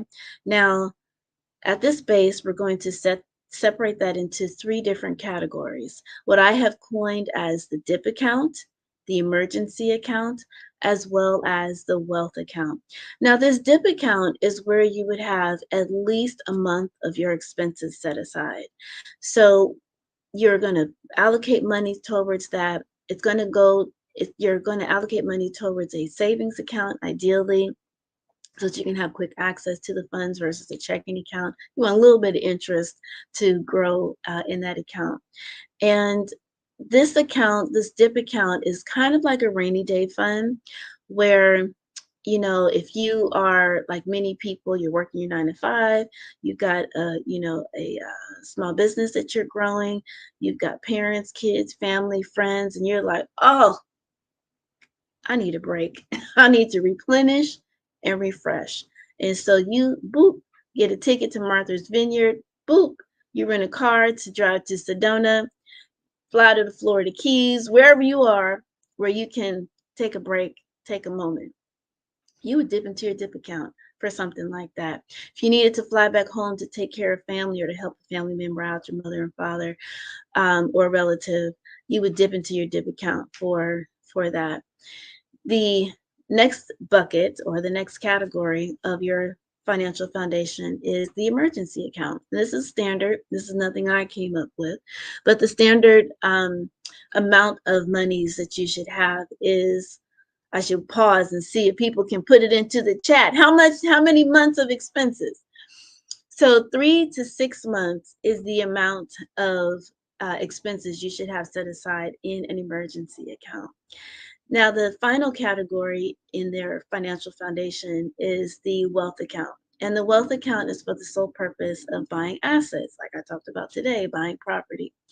And so you want to accumulate enough money for that particular goal. Remember, an asset is anything that puts money in your pocket today or at some point in the future. So if you have had these questions, you've had this discussion, and you know that you want a certain type of home that's, 1 level, 2 levels, duplex, triplex, what have you, and you know that the market value is $500,000. And here's the thing, and I didn't mention this before, but here's the thing. You want to not just set aside money for the down payment, because there's going to be additional cost once you get the property and in the process of getting the property. There are various fees and additional costs that kind of pop up during that underwriting phase. And so you just don't want to have things smack dab right down, to the penny. So accumulating 20%, which I know is high, but it's better to have more than less, right? So at least accumulating 20% of the market value for the home, the average home price that you're looking for is ideal. So if you're looking at a $500,000 home, we're looking at $100,000. Well, there are tons of first-time home buyer programs out there that only require 3 to 5%.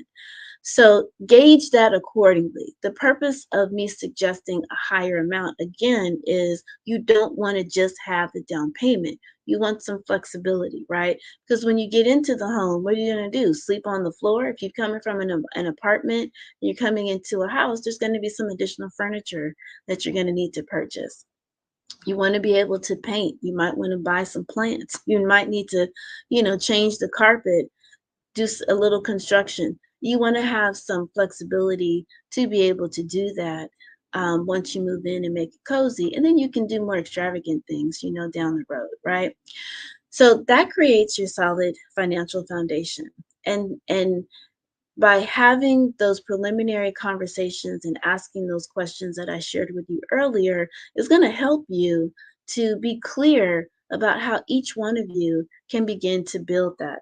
Now, the amount, as I've shared, you want to have a purpose and a plan for each and every dollar that you bring in. It needs to go to a particular place. Now, you can have a fourth account that's specifically joint, and you too are contributing to the account for the purpose of buying the property. Now, that's something you can decide of how comfortable you feel in having a joint account with your partner, and also set up clear rules and engagements, prior to, and be clear about why you're putting the monies in there. And with a joint account, make sure that you, in order to access the funds, each person has to be the signer, well, I was about to say on the check, but each person has to be notified when money is withdrawn. Okay, that's going to be critical. Now, in addition to establishing a solid financial foundation, just being able to create that level of order is going to help you in improving any debt and your credit score that you may have, right?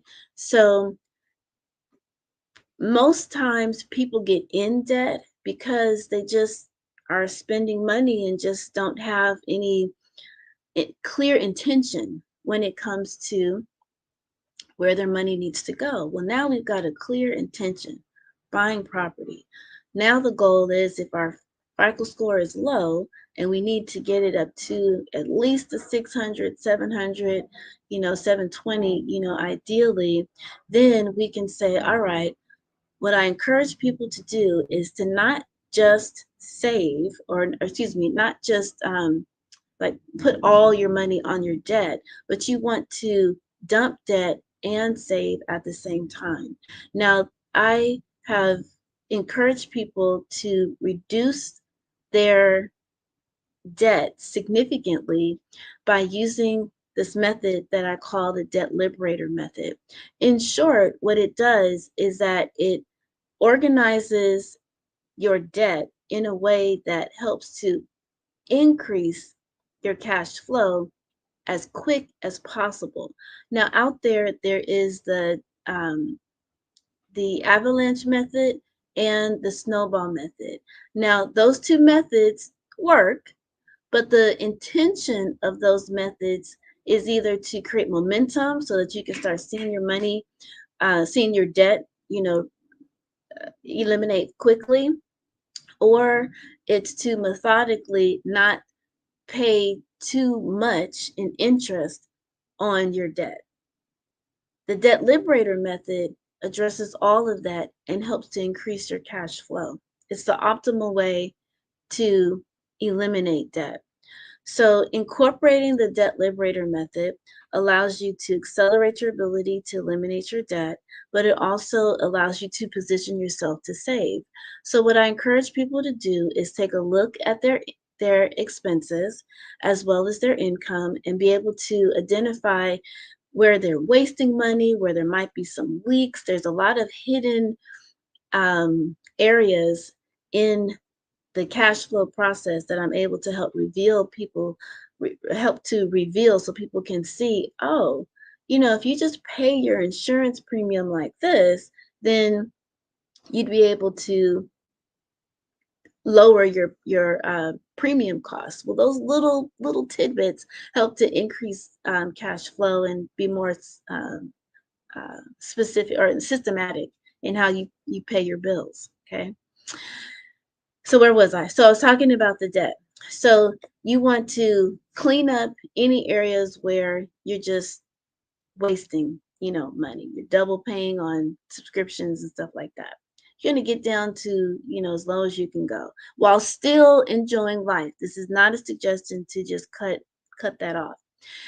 So in conclusion, we're going to eliminate where we're wasting in our spending, and we're going to discover how much extra we have left over. So let's say that's $100, $1,000, whatever it is. We're going to cut that in half. Let's say it's $1,000. So $500 is going to go towards the debt on top of the minimum payment that you are paying. So you're going to pay the minimum on everything and then add that extra $500 to the debt that we prioritized using the debt liberator method. And then the other $500 is going to go towards savings. So this is how you're able to take care of both areas, dump the debt and save. And then as you apply the debt liberator method, that's going to expedite your ability to experience more cash flow so that sooner than later, you'd be able to now take some of that excess that you were allocating on the debt and then be able to add that to your savings. So hopefully this has been insightful. This has hopefully given you some talking points to share with your partner. If you have been thinking about how on earth are you going to be able to afford property in these steadily increasing increasing prices when it comes to property. I feel so sorry for millennials. I always get tripped up on that word because the economy is just not the same. Unfortunately, you have to be a millionaire at 25 to afford a property, and that just wasn't the case, for our parents and probably the one generation after that. But the economics is such that we have to begin to start thinking about alternative ways in which we can get into property sooner than later. And so this is one way in which we can begin to create some wealth and protect ourselves along the way. So I thank you. I know that genius is common, and I'm grateful to be amongst those who are geniuses. Wow. Oh my gosh, that was amazing information. So many people need to hear this over and over. And I heard it again, and I'm so excited to have this. Melanie, thank you so much for bringing this insightful and pertinent information to our audience. So tell us, how can we get a hold of you? Yes, so thank you. I am available on just about every social media platform out there at Zillionaire, and that's ZEALLIONAIRE. Not, I have to say this because we don't hear it. Not ZILL. ZEALLIONAIRE. You'll find me Facebook, TikTok, not Twitter anymore, and Instagram. It's zeal. And so you say that with such zeal and excitement because it is absolutely what we need. So thank you. Absolutely, absolutely. Well, thank you so much again for being here. And remember, everyone, genius is common, and we'll see you on the other side. Thank you. All right. Well, everyone, thank you so much for being with us this afternoon. We have so much to share with you. Just to note that we are Black Business Network, and we bring so much to our viewers. Black Business Expo's mission is to raise funds for high school seniors going to college or K through 12 entrepreneurs. This expo is a fundraiser for students, and you may go to www.blackbusinessexpousa.com to donate to the scholarship fund, or use the Cash App that's on the screen below and say $BBXUSA. Our goal is to give laptops up to $5,000 to 10 students. Students can register online at www.blackbusinessexpousa.com. You know, every dollar counts. So we want to remind you to donate to the scholarship fund. And we want to thank our wonderful, wonderful sponsors of Black Business Expo USA. NC100, Moody Capital Partners, Suede Soul, Lotus Richey Coaching and Training, Carolina, Virginia Minority Supplier Development Council, Step Management, The Hello LA's LLC, Barbara H. Smith LLC, Margie McLean Foundation Incorporated, Genius is Common, Earth Essentials, 5-Star BDM Media, Mullane Shawnee Global, Executive Women's Success Institute, The Quality Coaching Company, Superwoman Business Services, Creative Force Studios, Lee Entertainment, Artistic App Design, and Black Business Expo USA. Genius is common, and I'll see you on the other side.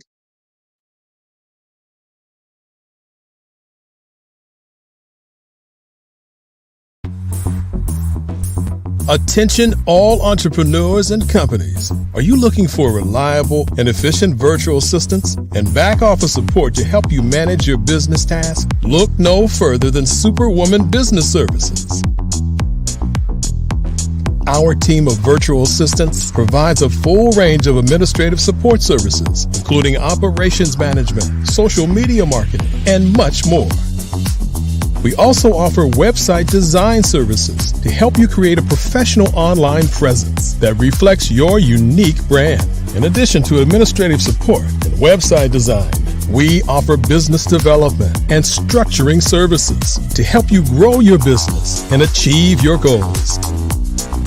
We'll work closely with you to identify areas of improvement and develop a customized plan to help you reach your full potential. At Superwoman Business Services, we understand that running a business can be overwhelming and time-consuming. That's why we're here to help you fly high and achieve success. Our virtual assistants are highly skilled, experienced, and dedicated to providing you with the support you need to thrive. Come fly with us and take your business to new heights. Let us help you become the superhero entrepreneur you are meant to be.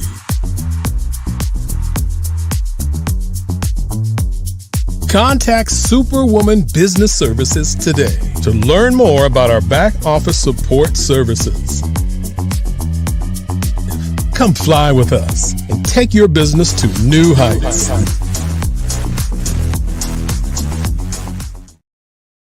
I'm Ramon Ray, founder of Smart Hustle Magazine and smallbiztechnology.com.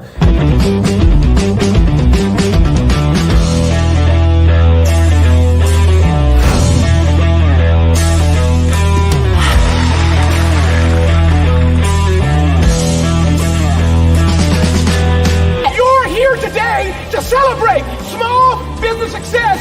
Stand up on your feet. You rocked the house. It was amazing. Didn't we learn?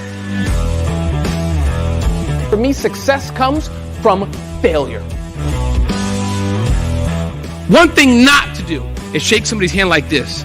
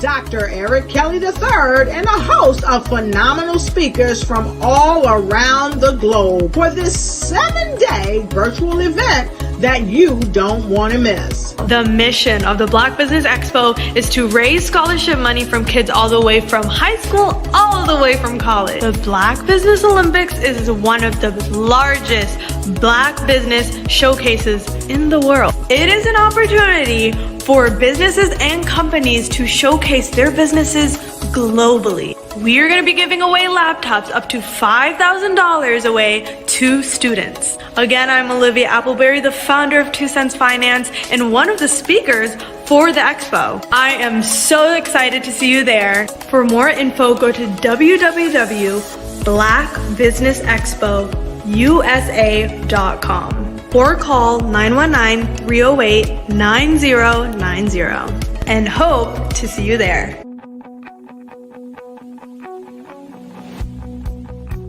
I am Black Business. From the moment I wake until the time I sleep. Yes, I am Black Business. I am Black Business. Tell me, are you Black Business? I am Black Business. Do you support Black businesses? Listen, I support Black business because I am Black Business. Black Business Expo, one of the largest business showcases in the history of Black business in the world. The world! Sign up today at www.blackbusinessexpousa.com or call 919-308-9090. I am Black Business. I am Black Business. From the moment I wake until the time I sleep, I am Black Business. I am Black Business. Are you Black Business? I am Black business. Do you support Black businesses? I support Black business because I am Black business.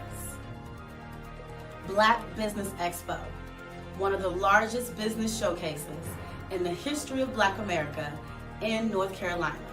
Sign up today at www.blackbusinessexpousa.com or call 919-380-9090. I am Black business. I am Black business. From the moment I wake until the time I sleep, I am Black business. I am Black business. Are you Black business? I am Black business. Do you support Black businesses? I support Black business because I am Black business. Black Business Expo, one of the largest business showcases in the history of Black America in North Carolina. Sign up today at www.blackbusinessexpousa.com or call 919-380-9090. I am Black business. I am Black business. From the moment I wake until the time I sleep, I am Black business. I am Black business. Are you Black business? I am Black business. Do you support Black businesses? I support Black business because I am Black business. Black Business Expo, one of the largest business showcases in the history of Black America in North Carolina. Sign up today at www.blackbusinessexpousa.com or call 919-380-9090. I am Black business. I am Black business. The Black Business Network and Black Business Olympics are essential platforms for Black business owners globally. They provide the tools and support you need to succeed in today's competitive marketplace. Join us today as we collaborate together with businesses from around the world to support our children, students, and young future entrepreneurs, Black businesses and corporations. We raise funds for students going to college and young entrepreneurs who are aspiring to be business owners, and we invite you to be a contributor today. Visit the website www.blackbusinessexpousa.com to connect with and learn more about how the Black Business Network and Black Business Olympics can help you not only share your amazing business story to businesses, but also serve future generations. Hello, my name is David Jones, CEO and co-founder of the Hello LLC, where we help businesses build a culture, brand and experience, and leverage technology to pivot into Web3. Join the Black Business Network streaming live into Roku, Metaverse, STEM City, Black Multiverse Enterprises, Hulu, YouTube, iHeartRadio, Apple, Facebook, LinkedIn, Spotify, Twitch, and Google Podcasts. Tune in, turn on, and let's thrive.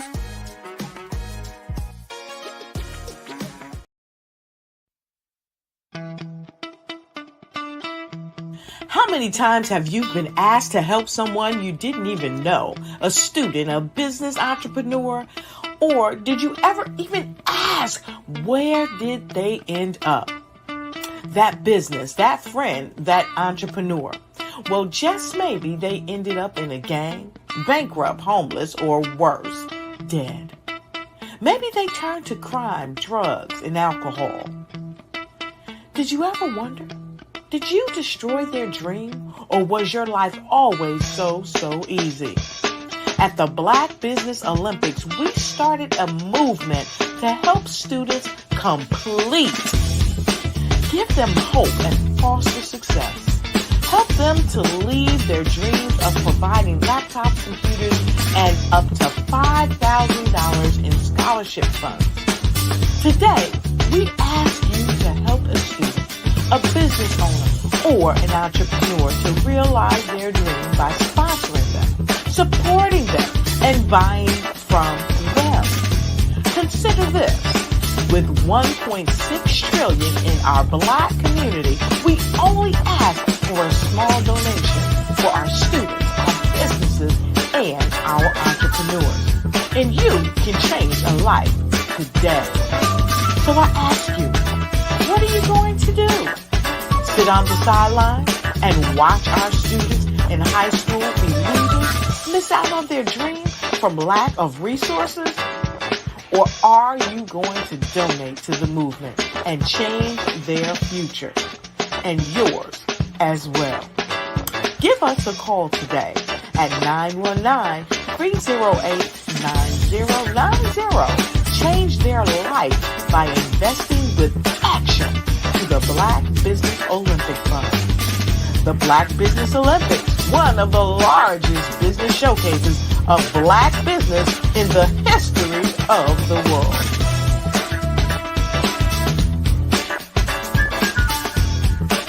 Sometimes you gotta hear the news from the Black perspective, and more specifically, Black publishers. And that's exactly why you have to download the Hey Tie app, the largest mobile app delivering breaking news, videos, and podcasts from 200 of your favorite Black publishers. Yes, 200 Black publishers delivering news as it happens, literally all in one app. Go to hayyti.com or download the app in the Google Play Store or Apple App Store. It's completely free, along with information that you can trust, so go check them out.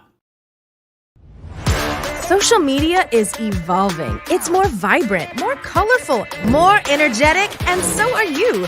It's not just photos anymore. It's video, it's audio, it's subscriptions. And now there's Fanbase, a new monetized social network. Fanbase delivers the complete native app experience with full content monetization for every user. No algorithms that shadow ban your engagement or growth, and no ads.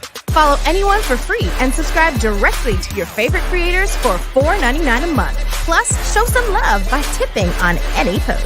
Also, make a Fanbase page and monetize your content the same way. Finally, connect with your followers by posting the amazing content you already create. And now, get paid for it. It's time to energize and monetize, because everyone's a fan of something and everyone has a fan base. I was born in a little village on the island of Haiti. Many deadly diseases pounded me. It is as if they were on a mission to end my existence on this earth. I refused to give up. In 1983, I left Haiti and came to the United States of America. And I came with $5, 2 shirts. I didn't speak any English. I came to Atlanta. I got a job. I was a doorman. I was a doorman with a dream. What I used to do, I used to come on stage. I'd rehearse this moment that I'm standing in front of you. That's the power of a dream. Maybe today is the day you begin acting as if you already have it. And then step out with full force. Take a risk. No condition is permanent. Don't let your situation distract you. You are chosen. You are called. You are born for a purpose in this life.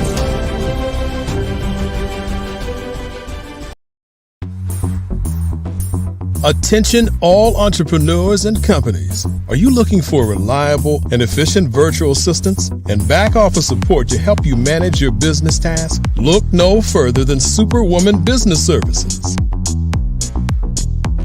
Our team of virtual assistants provides a full range of administrative support services, including operations management, social media marketing, and much more.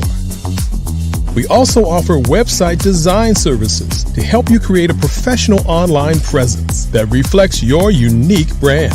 In addition to administrative support and website design, we offer business development and structuring services to help you grow your business and achieve your goals. We'll work closely with you to identify areas of improvement and develop a customized plan to help you reach your full potential. At Superwoman Business Services, we understand that running a business can be overwhelming and time-consuming.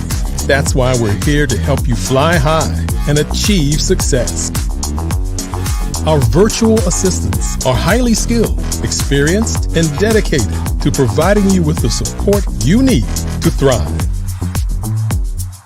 Come fly with us and take your business to new heights.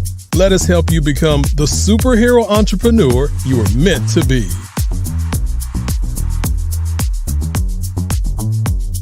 Contact Superwoman Business Services today to learn more about our back office support services. Come fly with us and take your business to new heights. Did you know women represent just 3% of Fortune 500 CEOs and less than 15% of corporate executives at top companies worldwide? Have you wondered what the secrets are to getting into the top ranks, whether in the private or public sector? Do you want to figure out how to stop being held back in your career or passed over for promotion? Then you're in the right place. Hi, I'm Dr. Madeline Ann Lewis, President and CEO of the Executive Women's Success Institute. I have decades of experience in the military, the federal government, and corporate America, and my mission is to help women succeed and tap into their full potential. I want to reach 1 million plus women around the world to become the leaders they are meant to be. So if you want to move into a management or executive level position, or maybe you are a female veteran transitioning out of the military into business entrepreneurship, then reach out to the Executive Women's Success Institute at 301-693-3284. Let us get you on the fast track to success.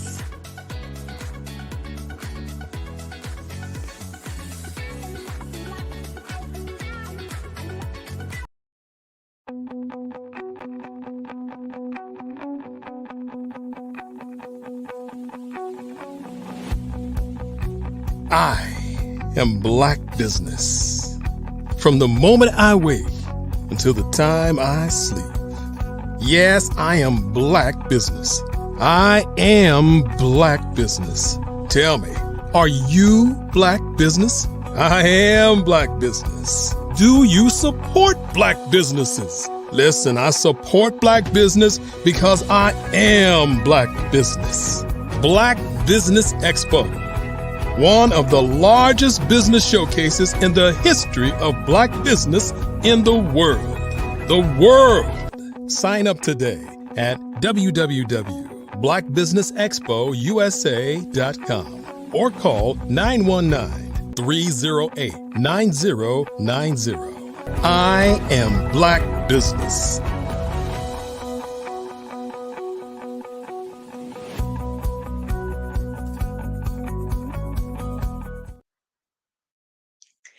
Well, good afternoon, business owners, entrepreneurs, thought leaders, and corporations. Welcome to the Black Business Network. My name is Bukeka Blakemore, and I am your business moderator for this afternoon on the Black Business Network.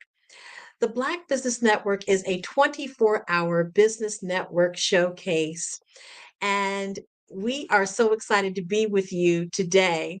The Black Business Network sponsors Black businesses, business owners, entrepreneurs, and thought leaders worldwide. We have speakers from North Carolina, London, Singapore, Africa, Japan, and cities all over the United States. The Black Business Network is a global community sharing its business knowledge to empower, inspire, and educate businesses about business. Our next speaker is P.K. McLemore.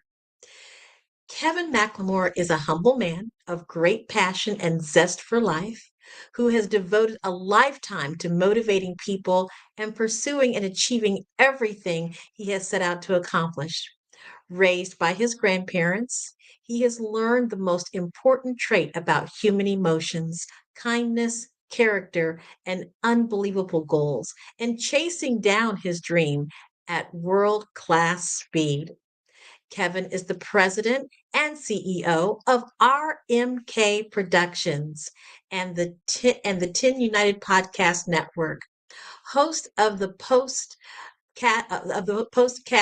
Talking with Kevin and Son, co-host of the weekly podcast Motivation Sundays with Kevin and Friends, award-winning author, sprinkles the true spirit of Christmas, dating with a full deck, X's and O's, how I learned everything about life playing high school football, and his most recent book to be released, The World Not Ready for You.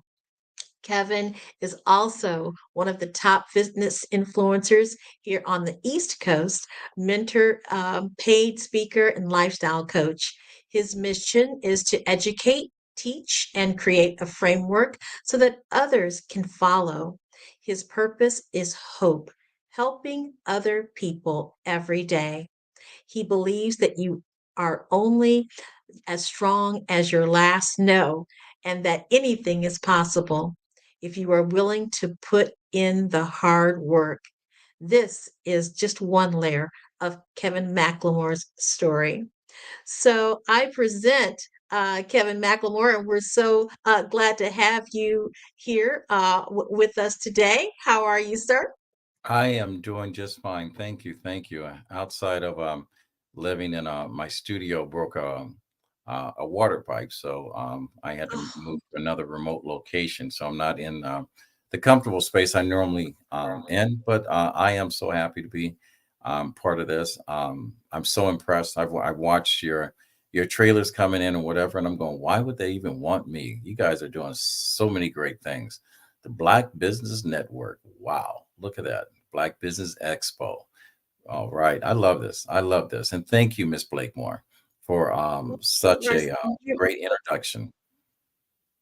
Thank you. Thank you. And you are here because you are so worthy of being here, sir. We are really glad to have you. And so, before or as we get started here, just give us a moment and tell us a little bit more about Kevin PK McLemore. Well, I am a native of Dayton, Ohio. I grew up there. I'm a graduate, I attended two high schools, Dayton Roosevelt, which closed before I was old enough to graduate, closed at the end of my freshman year. I am a proud graduate of Dayton Roth High School. I'm also a graduate of Central State University, as a historically Black college, proud member of Phi Beta Sigma fraternity. I am a father of some wonderful children, Alex, Keisha, Jillian, and Theo Connor. I'm very proud to have them in my family. And I am just a person that's trying to make a difference in my community, to bring someone else up, reach one, teach one, as my grandfather always said. Wow, that's wonderful. So inspiring. So inspiring. Loved hearing about your kids and I'm sure that they are proud of their papa as well. What would you like the world to know more about your life's journey?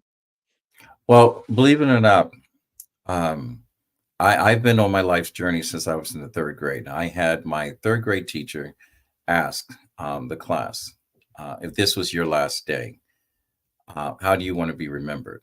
And I remember just like it was yesterday, and it was yesterday, matter of fact, that I said, I hope people will say that I made a difference in someone's life. I want to help other people every day. And that saying, helping other people, became an acronym for the company that I now run, RMK Productions. Is hope, helping other people every day. My whole purpose in everything that I do, and our mission is to, through the power of our voice and our story, and telling our truth, to inspire, share different experiences and perspectives using the framework of teaching, learning, and modeling. And hope is just part of my purpose. So when I put my right foot in front of the left, I'm motivated to make a difference in someone's life. So everything I do supports that. That is wonderful. Goodness, hope is so important for us these days and these times. And tell us a little bit more about the name of your company. What really drove those pieces together for you to have a company such as what you have? Well, just like anything else, is that when you start a business, is a learning curve. Initially, I started with my podcast, Talking Wit, WIT, Kevin and Son. Most people want to say with. And the reason why it's wit is because from playing sports, I suffer from a traumatic head injury. It's called a major concussion. So my biggest fear throughout life was I never wanted anyone to think I was stupid. So I've always had a quick sense of humor. I've always found levity, even in the darkest of place, I bring the light. And I wanted to make sure that when we started to create a brand, and it originally started out with two partners, Marjorie and Raymond. That's where the RMK came out. It's the letters or initials. And then as the company started to grow and life changed, Marjorie went in one direction. Raymond was doing battle with the school system in Boston, and I became the solo entrepreneur of RMK Production. Once we started RMK Productions and I started my podcast, I realized during the time that we closed, there was a void. I was a victim to the business that I started. I was looking to design and create a website. And there are a lot of people out there claiming to be experts at designing and creating websites. It became a very risky and expensive venture. And I realized after large investments, I'm trying to get something right. I decided to start my own company. I wanted to make sure that the everyday person was able to afford and design a website that would be able to market and reflect their brand and their product. I had 15 years of working with QVC, so I know how to sell a product. I know how to promote a product. I know how to create a story. And so taking that experience and putting it into the digital marketing design, I created a framework that makes it affordable for someone to have a very basic website that's functional, that can grow, or someone to have a website that is elaborate as the Amazon store, which will actually one of my teammates, I don't say we have employees because everyone's invested here, is one of the people that help and maintain Amazon. So basically what they do for $100,000 a month in order to maintain and keep that website going, I can probably do something for that for a company similar to that for half that amount. And for the everyday person, I can make it affordable.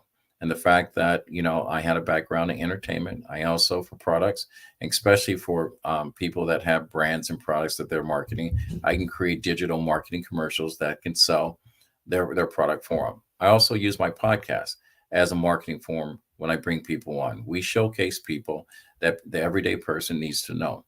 As long as they're giving back to the community, we will have them on our podcast. And we're expanding to finding out the secrets to success of highly effective people. So in 2024, my podcast, Talking Wit, Kevin and Son, is expanding to finding out what those secrets are. And it doesn't necessarily have to do with finance, but the secret to life, secret to romance, the secret to gardening, whatever the case may be. If you've got a secret or a story to tell, we're willing to share your story. Wow, that is amazing. That is amazing. And, we have so many stories in our community that need to be told. So this is definitely something that we want our viewers to learn more about. So this is wonderful. So you touched on the services that your company provides to your audience. Tell us a little bit more about the mission statement of Hope. Tell us about that. Well, our mission statement is through the power of your own story and to educate and uplift people through their experiences. And what happens is most of the experiences we have in life are normally negative. I try to do everything, even with each one of my books. There's a positive twist to every single thing that I do. I don't like being dirty, so I don't hang out in places where I can get dirty and get soiled and whatever. I create positive avenues for people to do business with. So I'm a 4-time published author, and you have no idea going through traditional publishing how difficult it is, especially for a person of color, in order to get your story told. Just like Hollywood, everyone has a formula, and when you write a story, you have to follow a formula, and a lot of times your story gets lost. My book, Indispensable X's and O's, is my memoir. I went through a traditional publisher, and then actually I went through a year of wasting my time because they kept trying to make my book into something else. And that's what it wasn't. My story was my story. And by the time that we've actually got a proof of my book, I didn't know who I was talking about. It was no longer my story. So what happens is that, it's just like making, grandma's favorite apple pie or my grandmother's German chocolate cake. The recipe is very simple. A little pinch of this, a little dash of this, and whatever. There's no measurement and whatever. So there's no formula. It's all based on quality of taste. And I deliver nothing but quality in my business. So I started my own brand, started my own publishing company, RMK Productions and Publishing.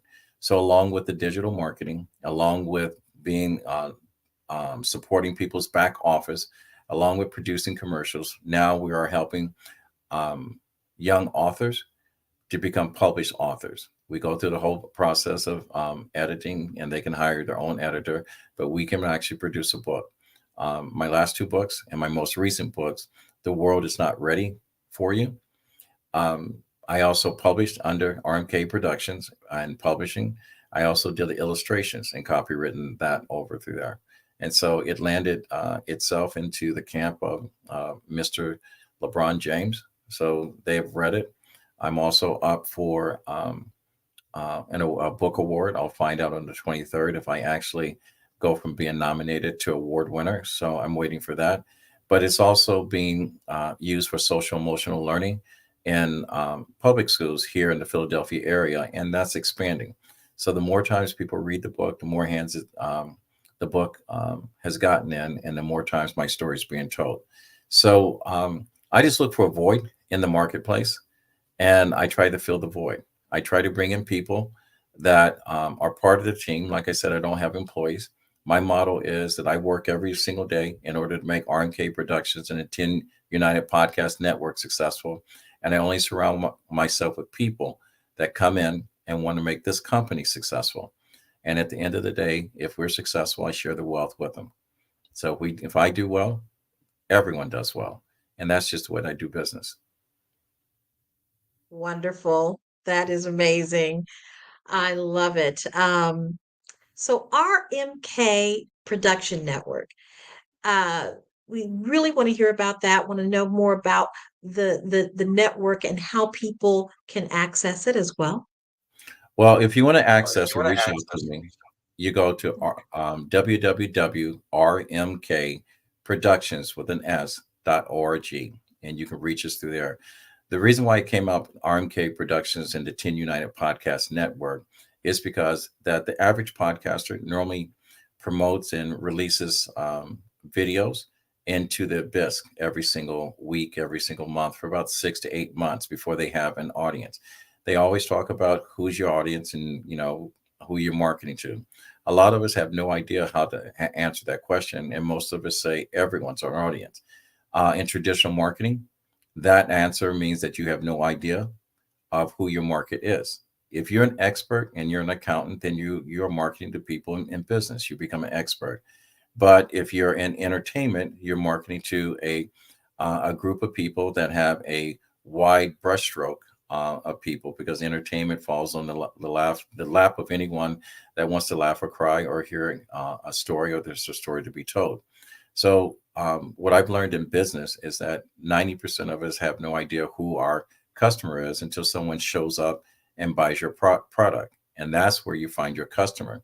And you can repeat that process over and over again. You can build your product and your brand around the success of that product or brand that you built. Understanding that, I patterned myself out after the most successful podcaster in the market, Evan Carmichael. His first year, he only had 68 subscribers. I listened to how he did it and whatever. And I said he grew it organically, and I was going to do it the same way. For the simple fact, the way that I grew my business and every other aspect of my business is because of personal relationships. And coming out of COVID, I realized the way that we have to market our product and promote our products has to be personal, because the consumer is a lot smarter than they used to be. You used to be able to attach a celebrity to it and everyone go out and buy it. But right now, the consumer wants to know what you've done for me lately. What have you done for my community? How do you connect with me? And there's a lot of people and Black producers out there that are producing products that we are trying to get our stories to be told. So when I created the 10 United Podcast Network, understanding that Evan Carmichael only had 68 subscribers within the first 2 years of his doing business with YouTube, I had 2,000. So growing organically and having people that were like-minded people surrounding me, it has grown. I personally said I'm not looking for thousands of people or millions of people to follow me. I only want to have relationships with people that have a high call to action. To this date, I've had 4 people that have listened to my guests. When I say, what is your ask? That one dream that can come true. I've had 4 strangers actually answer that call and made 4 people's lives different. Most of us go throughout our whole life and not having one dream come true. And through my podcast, Talking with Kevin and Son, I've got 4 people this life is changing. I'm actually bringing Dr. Monique Wells of the Wells International Foundation back on to talk about why she committed to helping 2 of my guests that changed their life. I also host a show because I have more than 300 original motivational quotes that I use for my contents of my book. And I do motivational Sundays with Kevin and friends. And each of my friends show up and we talk about, based on interpretation and perspective, what these quotes mean. We've also expanded it. Once a month, we do a round table because we talk about issues. I have 2 people on there that are famous working actors on there. I have another young lady that is very powerful in the spoken word. That's an educator. I have one of the top voiceover people that is a guest, but my door is open to anyone that wants to come. So I'm probably the only podcaster out there that has an open seat to the general public, and you can be part of the show. I always say, don't come on here to hurt me. Come on here to add value to the show. I did that once 2 weeks ago, and the guy basically took his computer and while he was on, went to the bathroom, and we got a chance to watch him coming and going in the bathroom. So if you're that type of person, we're not looking for that. Us Black people, we need to help each other. We need to stop hurting people for personal gain. So that's podcast 10 United. The 10 United Network is an umbrella where young podcasters can grow and learn. I share my audience with them. Instead of advertising into the abyss for 6 months to a year, if my subscribers like what you hear and they want to subscribe and follow you, you start out with an audience. It's like going to Madison Square Garden and writing an original song and then playing it for 10,000 people. One person is going to buy that song and download it. One person is going to share it. There's 236 million people on this planet, 8 billion in the United States, 8 billion on this planet. All you need to do is be successful. 1% of either number and your success. And that's what we bank on. That one person at a time. That's all we do. Reach one, teach one. Reach one, teach one. That instant connection, that ability to really know a person. I love that. I love that about what you're sharing with our audience today. So let's talk about now the books that you've authored, shall we? Yes, we can. Excellent. So the first one here, The Indispensable Game of X's and O's. How I learned everything I ever needed to know about life playing high school football. What an amazing title. And there's so many probably young men that are watching this too, but I'm sure that there are some that there are women who are looking at this. How does this apply to me? So this book, from what it says here, goes beyond the game of football, right? Reaching individuals from various backgrounds who seek inspiration. It guides them to find their fight song, discover strength, and live an extraordinary life with purpose. And I love what you said about the fight song. I played flute in our marching band, and I can still remember every single note on that of that fight song from our high school marching band. But yes, we're looking forward to knowing more about this particular book. What inspired you to write a book that connects life with lessons to the game of football? Well, the first lesson in the book is owning your own story, knowing your own truth. I grew up poor, didn't like it. Um, and the framework of football, if you look at the game itself or any sports, every aspect of your life fits in the framework of some organized sports. And I always say that if everyone took 4 or 5 different lessons from any sports team, their life would be different. And the first part of my story is owning your own truth. We talk all the time about your motivation. What is your why? I've been on this planet for 65 years.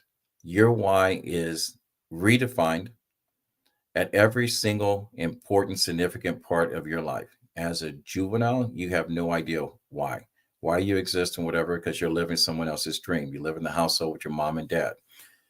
What I did growing up, the first chapter of the book is in understanding my story. I realized that one, I grew up in a time that just because of the color of my skin, and still to this day, there is a system that is in place that will not allow you opportunities and privileges that are naturally given to other people that look different from you, that you have to struggle and fight for.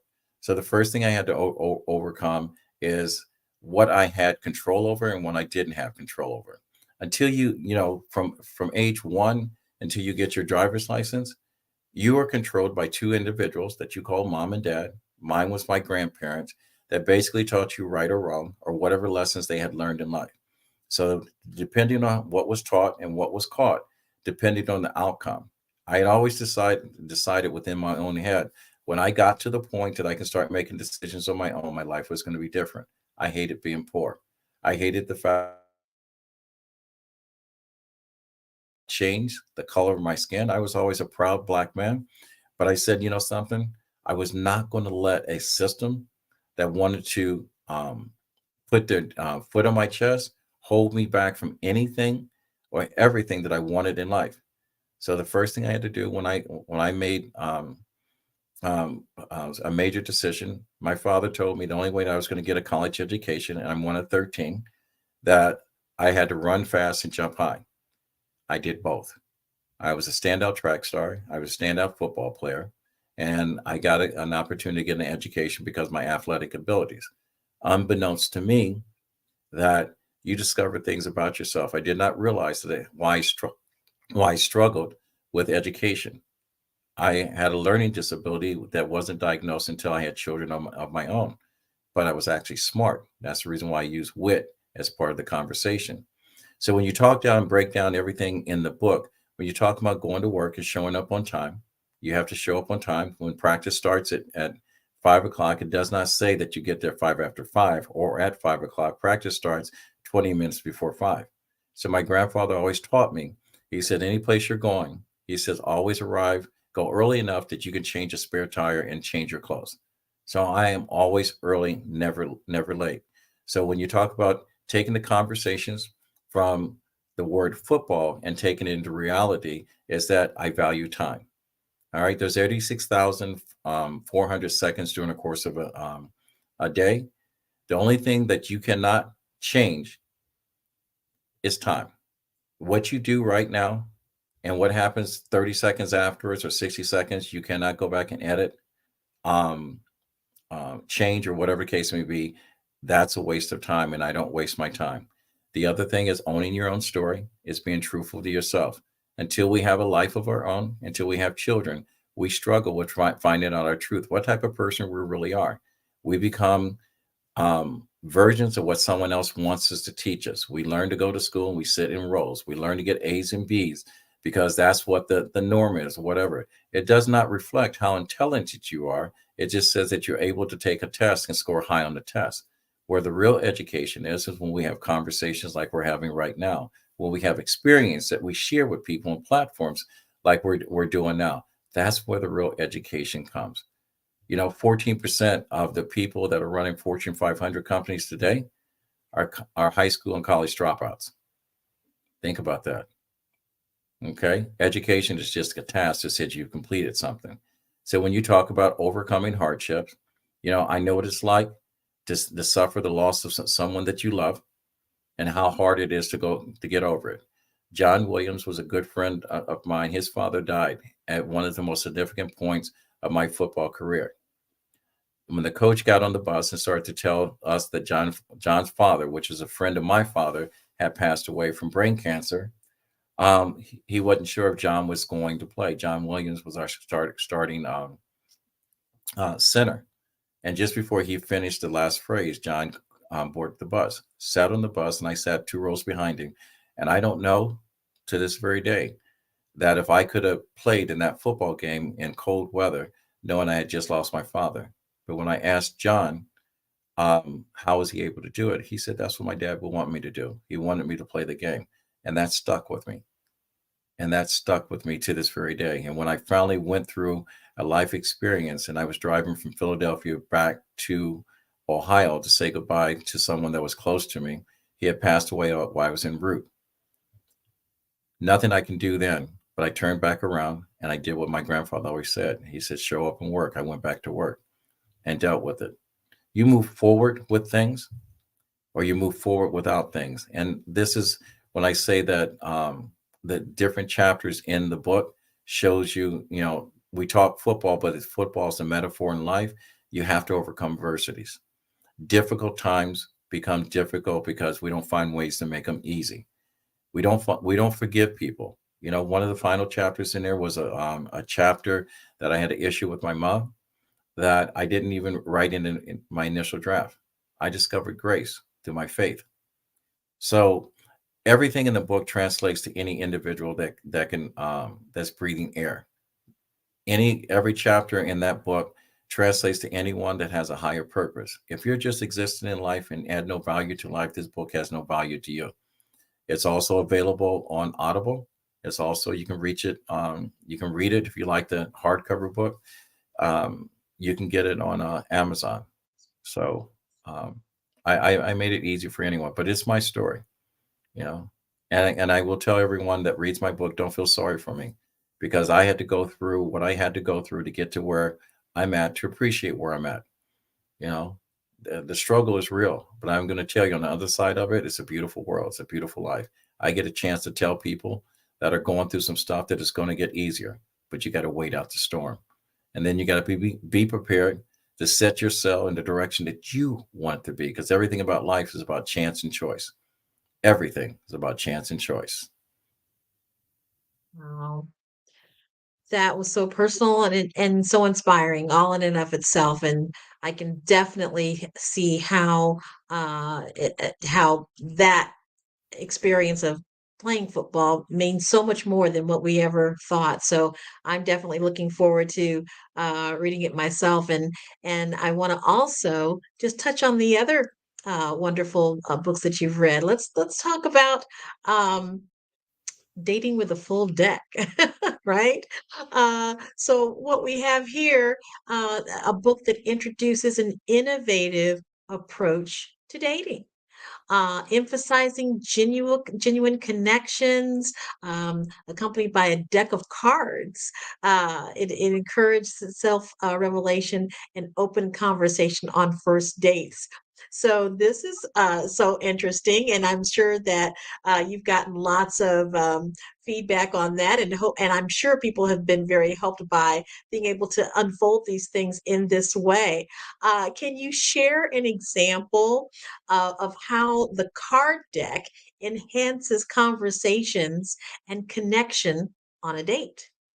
Well, it is very simple. The creation of the book was through a difficult time in my life. I went through a divorce. And as much as people may think, if it wasn't for sports, I'd have never have had a date. I have no game. I have no pickup line. When I like someone, I start to stutter and whatever, I become a wallflower. I appear to be an extrovert, but I'm an introvert at 24/7. But so when I was going through the divorce, my biggest fear was becoming single. I was already told that I was not going to be successful in the dating world. And I had a lot of advice when people found out that I was single, wanted to go through dating apps and whatever. And I've always been a connector of other people. I would say I'm the original Hitch. But when I started to look at the space of dating, everyone told you the deal breaker rules and all of this, and how to do this, how to find a rich man, or men are from Mars, women are from Venus, whatever. I said I don't want to write one of those books. I study human behavior, and I knew from over 40 years of servicing the privileged community. And listening to this conversation, there was a tide that binded relationships. And we talk about communication. Men fail at communicating, and most women shut men down from communicating for the simple fact is that we have trouble receiving a conversation from a good man because we already have our agendas. We already have the deal breakers. And what I want to do, I said, I don't want to write a book that's going to show you how to find Mr. Right. I don't want to write a book that's going to show you how to get lucky on Friday or Saturday night. And I'm not going to write a book that's going to find you happily ever after. You have to find that within yourself. But what there was a void in the marketplace is where I had trouble. How to make sure that you didn't screw up the opportunity to have a second date. And I said, that's where the book came out. I created 54 conversation cards. 2 of them are jokers, so it's actually 52.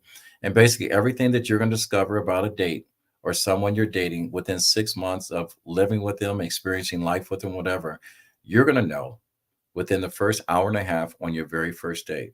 So the way the book is designed, I'm going to use you for example. Hopefully your better half doesn't get offended. This is only for demonstration purposes. If I were interested in you, I'm going to give you a copy of the book. And before we commence our first date, I'm going to allow you 7 days to read the book. Most women are going to read the book from cover to cover. The average guy is going to read 1 or 2 chapters and read the end and call it a book read. If he's a smart guy and he's with a woman such as you, he's going to know you've read the book. So what's going to happen is I made sure the first 3 chapters were strong chapters. I made sure the last 2 chapters of the book were killer chapters. So if a man was smart enough to realize he wanted to see you again, he would go back and he would read as much of the book, both beginning to end, so that way he can carry in the conversation. Now, at the date, since I asked you out, the cards you have to cut out, I'm going to bring all 54 cards. 2 of the jokers basically allow you, if you decide to not answer a question, and I had the other joker, I can go back and ask you to come back. The key thing is being open and honest. I don't care how much luggage, bad luggage you have, how many kids you have at home, how many times you've been fired from a job. We're going into this date knowing we're fully committed to knowing that both of us are carrying some baggage. We're not perfect. So you can get rid of your emergency phone call of your girlfriend you're going to call. Every card has a conversation, and you have agreed when you went out with me, and I have agreed going out with you, that 100% transparency. There's an hour and a half of nothing but laughter, but every single social norm or every single issue that you may have, without even knowing, you're going to discover within an hour and a half of that first date. Now you have to decide at the end of it. Remember I said chance and choice? If you ever want to see me again. All right. Relationships. And one thing I learned about relationships, and if I had written this book when I was married and had this conversation, I would probably still be married to her to this day. Because I learned a lot afterwards. And that's how we learn, through our mistakes and experiences. That's the reason why I say life gets rough before it gets better, but once it gets better, it's not so rough. And it was just one of those things. And this was God's purpose, his plan. It wasn't the right situation for me. And now, I'm in a situation in life that it's right for me. But it is funny as crap. I hold back very few secrets of my own life, but I also share a lot that makes you think. Women, you will have a better understanding of the emotional state of mind that a man has. And a man, I will tell you, you will have a better understanding until she figures out you understand what the emotional state of a woman is. But the key thing is everything in life takes work.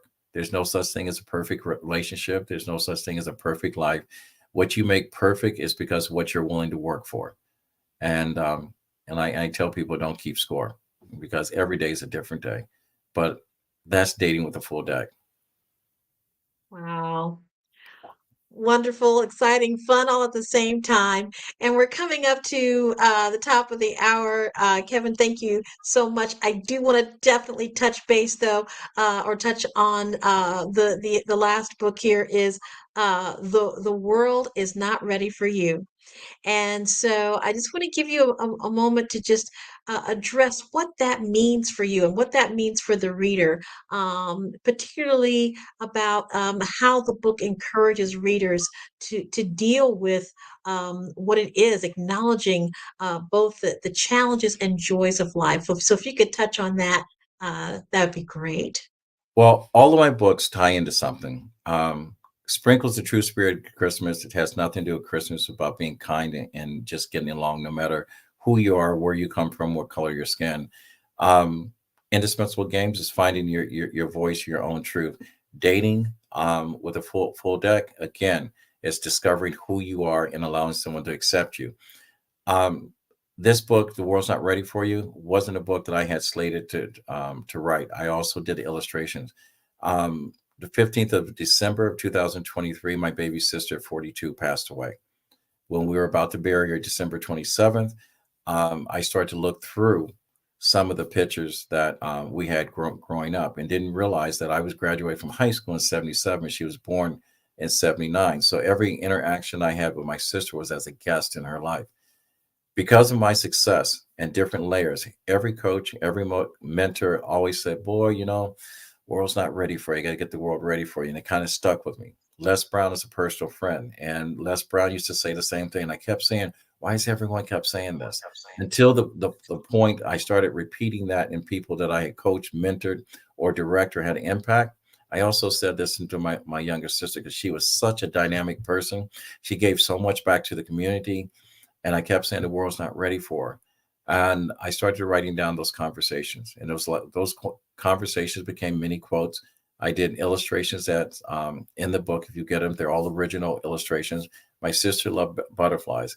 My original intent was to give something tangible to my two nephews and my surviving niece so they can have something to hold on their mother. But that book turned out to be a lot more. It's probably the best thing I've ever written. Right now, it's been slated as social emotional learning. It has places in there that you can actually make notes for each chapter. And each chapter has something in there that's so profound it makes you think. So that's what the book's about. It pulls at your heart and it makes you think. And it's a gift that I to this very day, not one person has bought the book and has not bought a second book to gift to someone else. That's how powerful the book is. Well, Kevin, this has been an amazing conversation. So thankful that you're on Black Business Network today.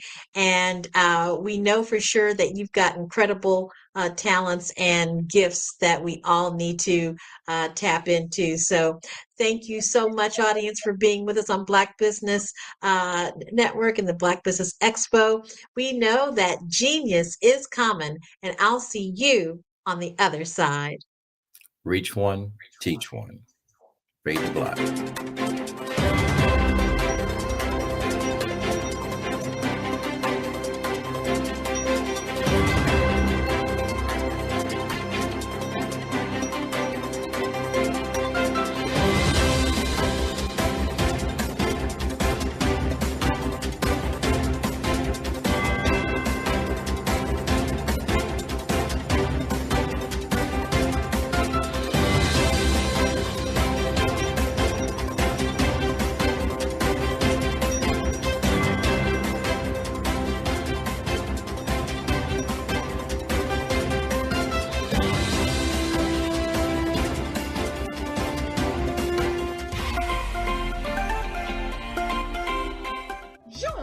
Dr. Eric Kelly III and a host of phenomenal speakers from all around the globe for this 7-day virtual event that you don't want to miss. The mission of the Black Business Expo is to raise scholarship money from kids all the way from high school, all the way from college. The Black Business Olympics is one of the largest Black business showcases in the world. It is an opportunity for businesses and companies to showcase their businesses globally. We are going to be giving away laptops up to $5,000 away to students. Again, I'm Olivia Appleberry, the founder of 2 Cents Finance and one of the speakers for the expo. I am so excited to see you there. For more info, go to www.blackbusinessexpousa.com or call 919-308-9090 and hope to see you there.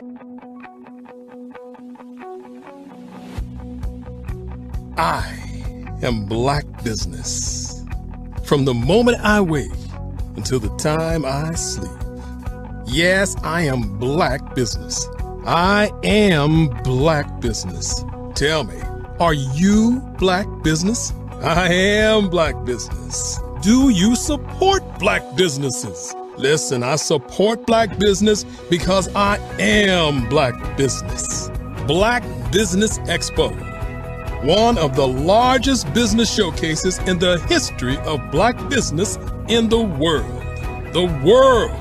Sign up today at www.blackbusinessexpousa.com or call 919-308-9090. I am Black business.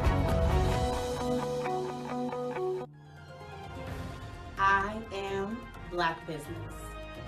From the moment I wake until the time I sleep, I am Black business. I am Black business. Are you Black business? I am Black business.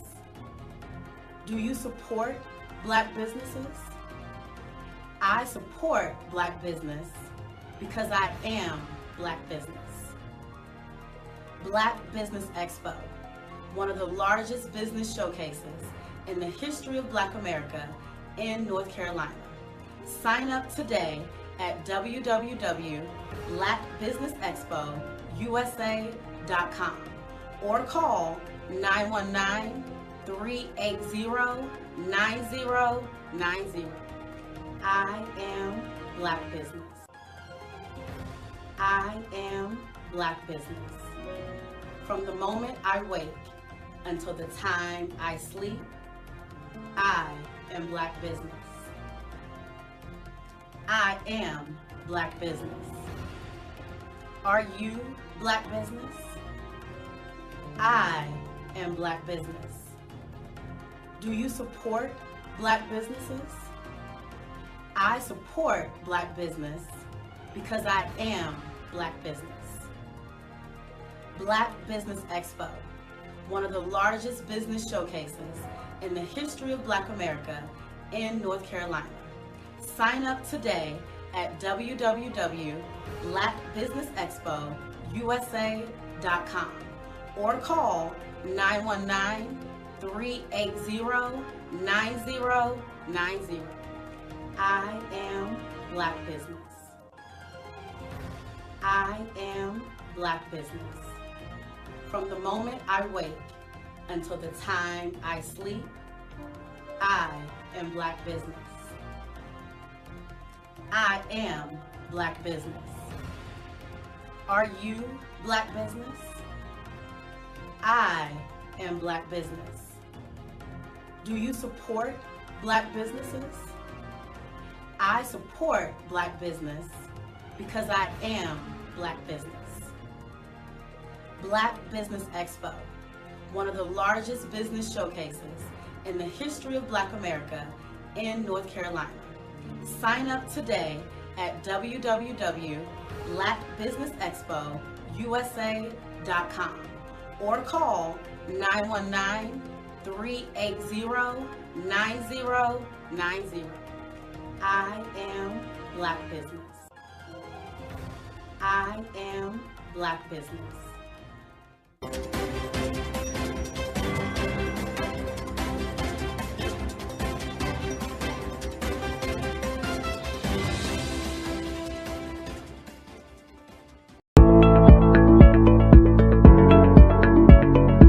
Prepare for what's coming and dominate in economic winter.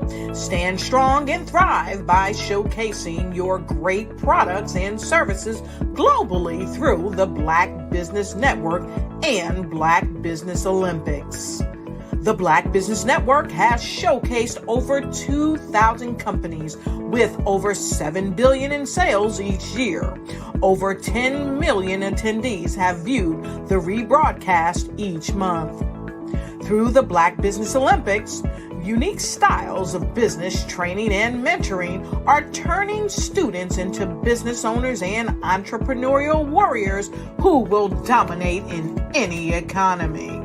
Gain the ultimate advantage of the Black Business Olympics, 7 days of unbelievable topics and speakers speaking around the globe. Donate your time and experience to provide expertise and scholarships to students worldwide and change the world.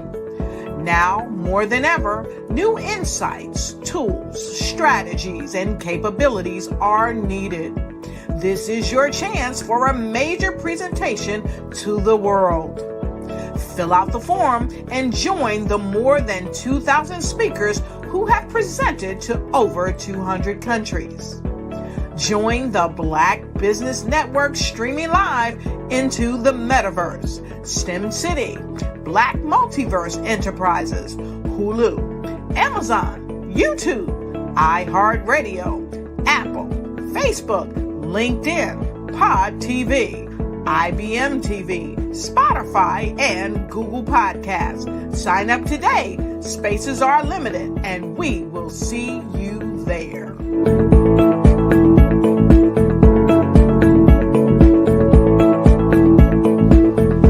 Over the past few years, we've seen the growth of existing and new initiatives focused on financial inclusion, building global networks, and reducing the wealth gap in response to the idea there's not enough seats at the table. Whether their outcomes are to increase the representation of Black executives on corporate boards, ensure an inclusive global economy, or to create new U.S. African commercial pathways, the strategies are often carried out by separate programs. The question is, should they be? With the continent of Africa being home to more than half of the world's fastest growing economies, the youngest workforce, over 400 companies generating more than $1 billion annually, 700 generating more than $500 million annually that are poised for growth, and being the destination of nearly $5 billion in venture capital in 2021. Diversifying U.S. and Africa commercial engagement by building bridges between African businesses and their U.S. diaspora should begin being seen as mutually beneficial. From helping to reduce Africa's enormous capital gap to catalyzing two-way trade opportunities, the COVID-19 global pandemic hopefully has taught us that global challenges and opportunities are more interconnected than we thought. During the pandemic, African companies like Unicorn Flutterwave, insurance provider Reliance Health, ride-hailing app Yasir, and 54Gene, the continent's first bank of DNA on people of African descent, proved that when African companies have access to networks, capital, and information, they grow big, grow fast, and create solutions that are valuable to the world. This is why BDirect was created. We are the first U.S.-based but African-centric board preparedness and board search company designed to connect U.S. Black talent and corporations to African businesses. Unique and fundamental to BDirect's success is our process of helping board candidates adapt their experience and networks to an African context before they're connected to high-growth companies that are looking to locally and globally scale. From our focus groups with African business execs and government leaders, we don't ignore the sentiment that business is easy, but people are hard. Having a pool of board candidates with hard-to-access networks and extensive experience across the business lifecycle, including successfully raising capital, is table stakes for an initiative like this. So yes, we have that. But corporate or entrepreneurial success in the U.S. does not guarantee success in Africa. Developed alongside industry partners on the continent, our training program, BDirect Prep, is designed to transpose their experience to create cultural comfort, understanding, and a commitment to helping businesses in Africa scale. Our board governance sessions are African continental and country specific, integrated with cultural awareness and dexterity training, masterclasses led by African industry execs, and mentoring and coaching from African continental based facilitators. But even more unique to BDirect Prep, We cap off our training program with an immersion trip to help candidates that have not been to Africa before see and feel Africa's complexity and opportunity from African soil. We all know traditional network-based board placement has historically left a lot of us out of ever really being in the paid board pipeline. Our strategy supports the work of many great organizations that are successfully filling seats at U.S. board tables by creating more tables for those that are still left on the sideline. It's time to start seeing the role and value of U.S. Black talent and businesses on the continent of Africa differently. Old perceptions and habits limit economic inclusion. Let's transition Black talent and the African businesses they will support from the periphery of the global economy to its core. Living in a global lockdown, we all know now how fast local and global economies can change and see the value of having businesses that hire, strengthen local value chains, and even grow globally. Status quo in any form holds back progress. We must democratize U.S.-Africa commercial engagement by socially and economically connecting cultures that have long been disconnected. It's time for Africa's U.S. diaspora to redefine their global value by helping African businesses scale continentally and globally.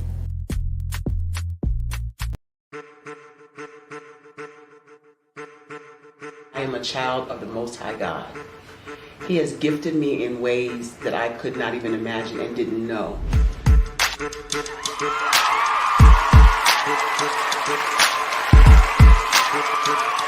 There was a time when I didn't know who I was. I listened to other people tell me who I should be, what I should do. I listened to people telling me that I should be a boutique owner, that I should be a construction manager, that I should be a laborer. Have you ever felt like you should do something else, be something else, go somewhere else, be wherever you wanted to be, and you felt like you were in a box? Anybody in the room? And you couldn't get out? Anybody in the room? And you kept trying to go and you couldn't get out? Anybody in the room?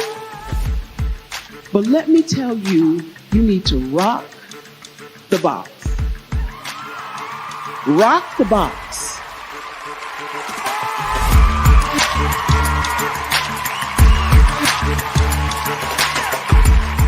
I am engaging, inspiring, and empowering.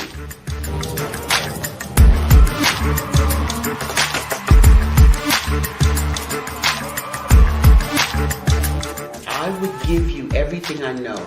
Just by touching you, if I could, by osmosis, give you every single thing I've learned, I've gone through, I know I would. We know that's not possible, but as it is possible, I love to share information with people. Some of you out there, people have told you that you can't be, you can't have, you can't do. But I will tell you, like Kinston said, you can, you must, and you will. If it's to be, it's going to be me. You got to say it. If it's to be, it's going to be. If it's to be, it's going to be. If it's to be, it's going to be.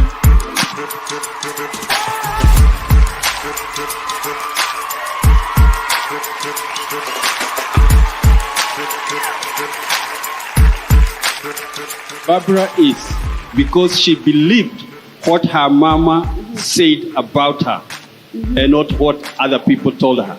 Every day you wake up, when you're in a situation, it's your choice whether it's an advantage or the disadvantage. She gained her confidence and her life, and now she is a testimony. If I can help you elevate yourself, then I feel like I'm elevating my own self as well. What you know and I know together can change the world.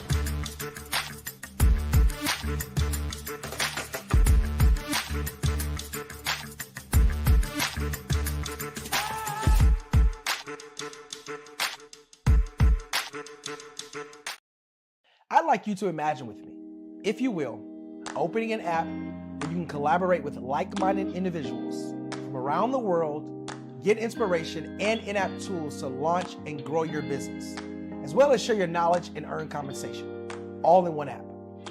Well, the name of that app is Truso, short for Truly Social. Hi, I'm Matthew Newman, the founder and CEO of Truso, a new concept in social media.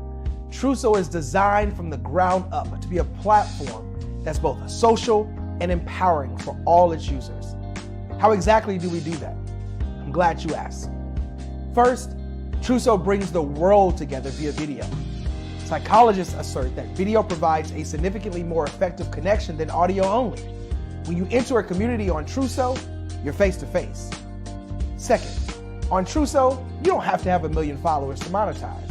Our business model allows all hosts and moderators to monetize, no matter the size of your following, by 1, producing fee-based content, and 2, inviting others to join the platform as subscribers. Even more, Trousseau has an in-app resource library with over 100 free resources, forms, and documents to help you build your brand and grow your business. Third, Trousseau is inclusive. The deaf and hard of hearing communities make up 360 million people worldwide. Unlike audio-only apps, Trousseau embraces this community, providing a networking platform that allows them to participate via video and closed captioning. We even have a deaf and hard of hearing foundation in the works as well. Fourth, Trousseau is both social and safe. We refer to Trousseau as a virtual extension of the beauty shop, barbershop, and brainchild of the community. A place where there's laughter, along with wisdom, growth-oriented conversation, and genuine connections in a safe space. Trousseau even has proprietary security to ensure we maintain a safe environment for everyone. Where are we at now? Trousseau is live, y'all. We've launched in beta and we're acquiring users daily.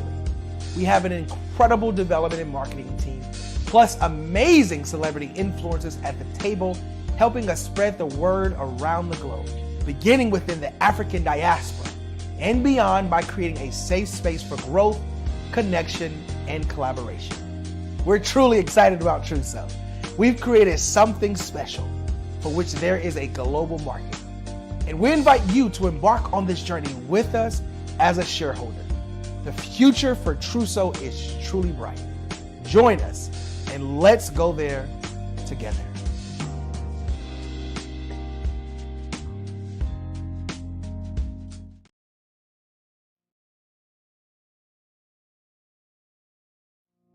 Did you know that approximately 333.34 million businesses exist today, according to a report from 2021? And you may be one of those businesses, or maybe you're not in the business market yet, but you're aspiring to be a business owner.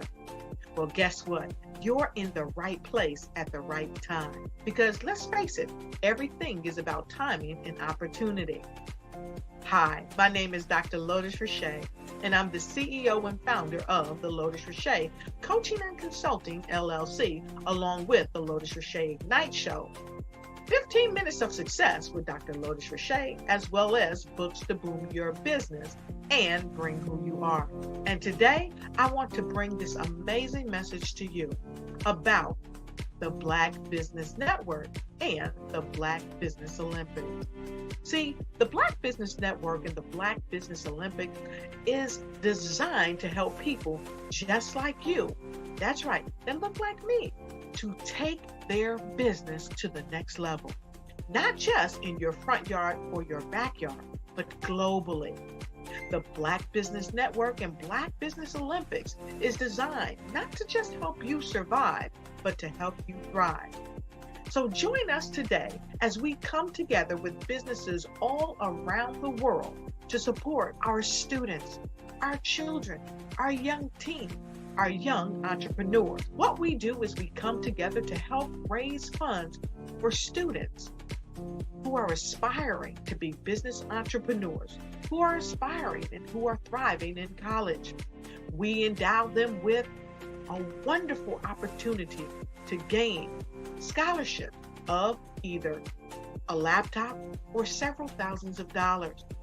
And we invite you to help be a contributor to this amazing opportunity to help someone that looks just like you. So join us today at our website and let us connect with you and help you ignite and take flight in every area of your life on the Black Business Network and the Black Business Olympics.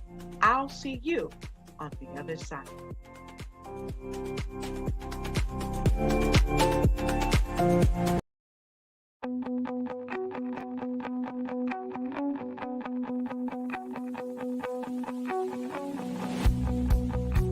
I am Black business. From the moment I wake until the time I sleep. Yes, I am Black business. I am Black business. Tell me, are you Black business? I am Black business. Do you support Black businesses? Listen, I support Black business because I am Black business. Black Business Expo, one of the largest business showcases in the history of Black business in the world. The world! Sign up today at www.blackbusinessexpousa.com or call 919-308-9090. I am Black business.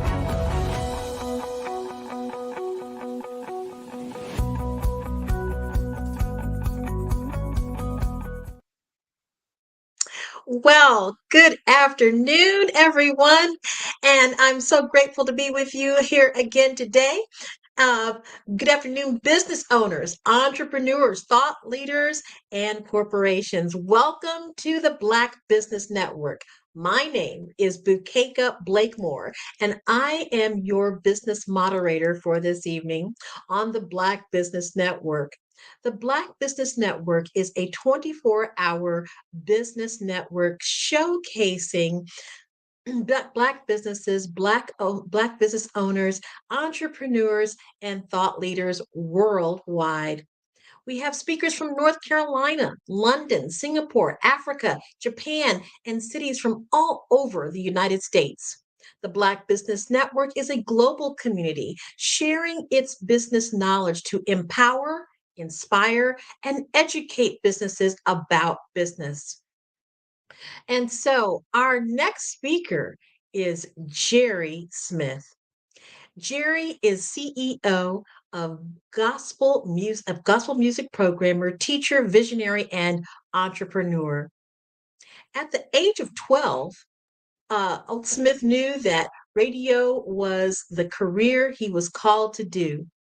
7 years later, at the age of 19, he was on the air in college at Central Connecticut University as DJ Hollywood on then 97.9 WFCS FM, the college campus radio station. In addition to Smith's love for radio, Smith has a passion to help people together and to help them enhance their lives through motivation and information. Smith always stresses the message, knowledge is power, and the more we know, the more we grow. Smith credits his vast knowledge in the broadcast industry with being taught by great programming minds on his ascension to being regarded as the top gospel programming mind in the industry. Smith credits Jim McManus, both John Stevens, Henry Hinton, David Horn, Dick Shannon, Alan Sneed, Don Kelly, C.Y. Young, Jay Michaels, Jeff Majors, and Jay Stevens for pouring a wealth of programming knowledge into him. Smith, a sought-after speaker in the music industry, often is invited to be on gospel music panels and on an annual basis. Smith says that he is blessed to have a career in what he loves to do, and that it's his faith, family, friends, and community that he drives that drives him to use his God-given gifts to bless and empower people. Jerry served as the chair for the St. Jude Children's Research Hospital Radio Cares Advisory Board from 2013 to 2018. Smith is married to Cheryl Perry Smith and Cheryl Perry Smith, and has two beautiful daughters, Quintel and Lauren. Wow, Jerry, thank you so much for being with us today. Here. Thank you for having me. It's certainly an honor to be here today.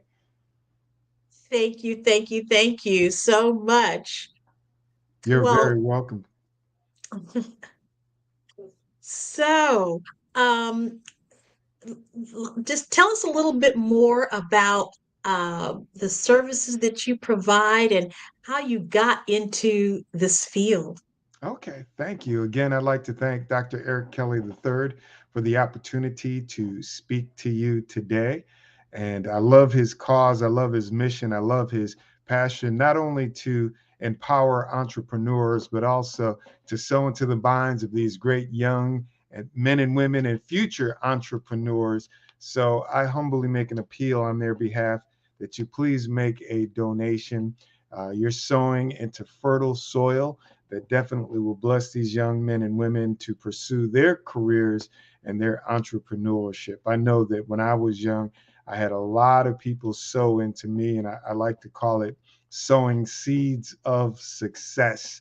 There are a lot of people that will sow seeds of failure, telling you you can't do this and you can't do that, and you'll never be this and you'll never be that. But I know that whatever God puts in our heart, whatever plans that God has for us, that it will happen, but we've got to believe it to achieve it. And we have to connect with, like-minded people and people that want us to be successful. So all of you watching, all of you business owners and entrepreneurs, I just humbly ask that you sow into the mission of helping get laptops, tuition, books for these next generation of entrepreneurs.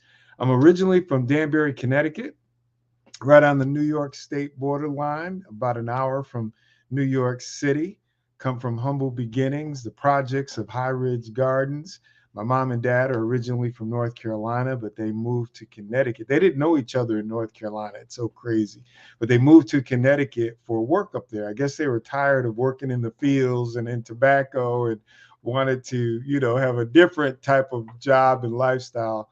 And my hometown in Danbury, Connecticut was known as the hat factory of the world, the hat capital of the world. As a matter of fact, my high school mascot was a top hat, and our nickname was the Hatters. We weren't the Vikings, the Spartans, the Tigers, the Panthers. We were the Hatters, and our logo was a top hat. So a lot of people migrated north for the jobs up there in the factory, good paying jobs, and they met there, fell in love there, and got married and had 4 knucklehead boys, and I'm the oldest of 4 boys. And you mentioned in my bio, at the age of 12, God put radio in my heart. And a lot of people told me, believe it or not, that I wouldn't be able to do it. I'd never do it, couldn't do it, never know anyone that could help me do it. And I just knew that I was destined to do it. Just like, I'm holding this phone in my hand, I just could feel it and grip it and I could see it. And 7 years later, at the age of 19, I was on the college radio station as DJ Hollywood. That's how I used to say my name. I'd never been to Hollywood in my life, but that was like a dream of mine. And many, many years later, I did have an opportunity to go to Hollywood. So I'm just blessed to do what I love. I'm passionate about music. I'm passionate about using this medium to bless less fortunate people, to help get information, news, and just help them in their times of need. So that's a little more about Jerry Smith. That is fantastic. So exciting to hear your story and tell us how long have you been doing this now? I've been doing it 39 going on 40 years. I started in 1984. I don't count my college years. If I counted my college years, it would be 40 and a half years.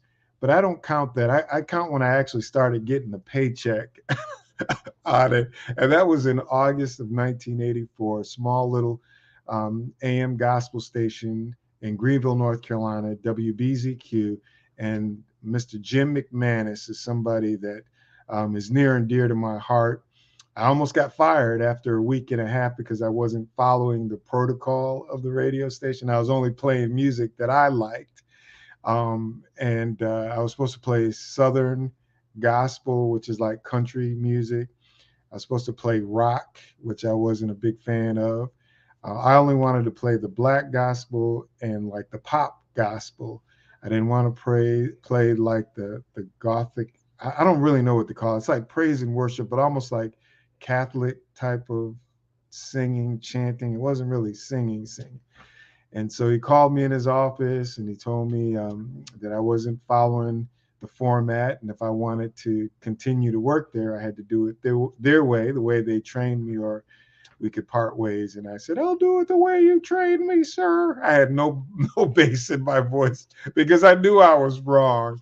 I wasn't following what they trained me to do. And a year and a half later, they kicked me out and they told me I outgrew them and that I could be making a lot more money in the business than they were paying me. They were paying me minimum wage, which was $2 and some change back in the mid 80s.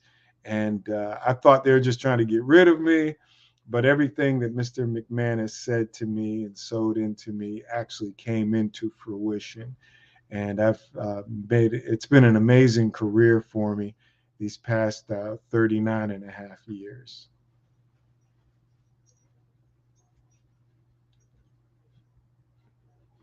So I'm really excited to do what I genuinely love.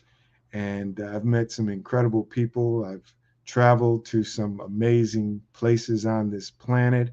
I've accomplished huge things in my music career. So I'm really grateful for all that has come into place. Amazing. Wonderful, wonderful. So, you have an amazing business. Tell us about your business and the service that your business provides. Okay. Well, JAS Consulting and Entertainment, that's the name of the business. And it's mainly in the entertainment field. So one of the things I do is I consult radio. I've been blessed to learn from some of the top programming minds in different genres of music, from rock, classic rock, top 40, white adult contemporary, playing Barbra Streisand, Neil Sedaka, Kenny Loggins, Kenny Rogers, Barry Manilow, Neil Sedaka, so on and so forth, to Shirley Caesar, Kirk Franklin, Marvin Winans, Luther Barnes, Reverend F.C. Barnes, and just all in between. And so I use all of those experiences, with radio, and God has blessed me to be very successful at it. So I do consult radio. For 30 plus years, I've been consulting artists, but not charging them anything, just free advice, because it would have been a conflict of interest, and just giving them best practices and what I thought would help them to get radio airplay. And now I do it professionally and help artists get radio airplay nationwide. So I consult artists and I help them get radio airplay. And also I put on workshops to help people with whatever facet of their life. I put on music workshops. I plan to do workshops for young men and women. They're near and dear to my heart, furthering their education and pursuing their dreams and careers. And as an outsider looking in, things seem to be a lot easier and different than reality. So I try to bring people in so that they can have a realistic vantage point of what it is that they're trying to pursue, to help them to be able to achieve whatever it is that God put in their heart and accomplish their goals. I want to do workshops for men, for women, for the youth, the music industry. And also another thing that I do that I have done and coordinated as a part of my radio career is special events, concerts, comedy shows, entertainment type of events. So that's what JAS Consulting and Entertainment does. Also, I forgot to mention, to book talent. A big role that I had with the company that I worked for was to book talent for events, for comedy shows, for cruises, for concerts. So a lot of people reach out to me to ask me if I can help connect them or book an artist for them. There's a week that doesn't go by where somebody reaches out to me and asks me if I can help them book somebody. And I've been doing that for quite some time now. So that's under the umbrella of JAS Consulting and Entertainment. And I'm brainstorming an idea to start a record label under the umbrella of JAS Consulting and Entertainment. And that's one of my goals for 2024 is to launch a radio station, a record label for the company. Oh yeah, how can I forget that? Thank you, God. Favor 97.3 is my streaming radio station, playing gospel music 24/7. I do have some sermons that I run Sunday morning from 7 to 8 a.m. The River Church out of Durham, North Carolina, and Watts Chapel Missionary Baptist Church out of Raleigh, North Carolina. Bishop Ronald Godby with the River, and Reverend White with Watts Chapel. So I have my own streaming radio station as well. And the purpose of that is to help small businesses do some marketing and get the word out about their products, goods, and services. And you can find me at favor973.com if you want some great gospel music. Awesome. That sounds wonderful. I am so looking forward to knowing more about the aspect of who some of your success stories. Tell us about that. You know, the Bible tells us, lean not into our own understanding, trust in the Lord, acknowledge him in all our ways, and he will direct our path. I have been blessed to learn from some amazing people. And when I look back over my life, I'm just amazed and I have no understanding for it. God just allowed me to do some amazing things. One of them was to be the talent coordinator for the Radio One Love cruise. And the talent coordinator is a fancy name for just booking, artists and booking speakers and people to put on workshops and seminars. And I'll try to be brief with this story, but at the time I was overseeing all of the gospel radio programming for the company, and they decided to charter to do a partial charter on a cruise ship. And they asked me if I would book some of the gospel recording artists. They said, well, Jerry, that's your lane, your field. You have the relationships. You know who would be really good. And they wanted like 5 or 6 groups. So I booked the groups for them. And they said, you know what, Jerry, since you have the relationships with the record label and the artist, we want you to come on the cruise ship. And I was like, okay, I'll go. Then they asked me to set the lineup for the show, and everything worked out so well that they asked me if I would do the same thing next year, but have a bigger role. And one of my goals was to make it as large as the Tom Joyner Fantastic Voyage. He's been doing that for a long time. Everybody really looks forward to it. It's the talk of the industry, and I wanted to do a gospel version of that. So as the company, Radio One, started doing the cruises, they decided, they were like getting bigger and bigger. And it went from a partial charter to a full charter. And I mean, it was just truly amazing. Everybody wanted to be on the cruise ship. It was like a big family reunion. I'm talking about Kirk Franklin, Shirley Caesar, Marvin Sapp, Hezekiah Walker, Yolanda Adams, Lecrae, Byron Cage, everybody in the music industry. Those are just some that come top of my that I can think of just off the top of my head. But everybody who was somebody in the music industry was there.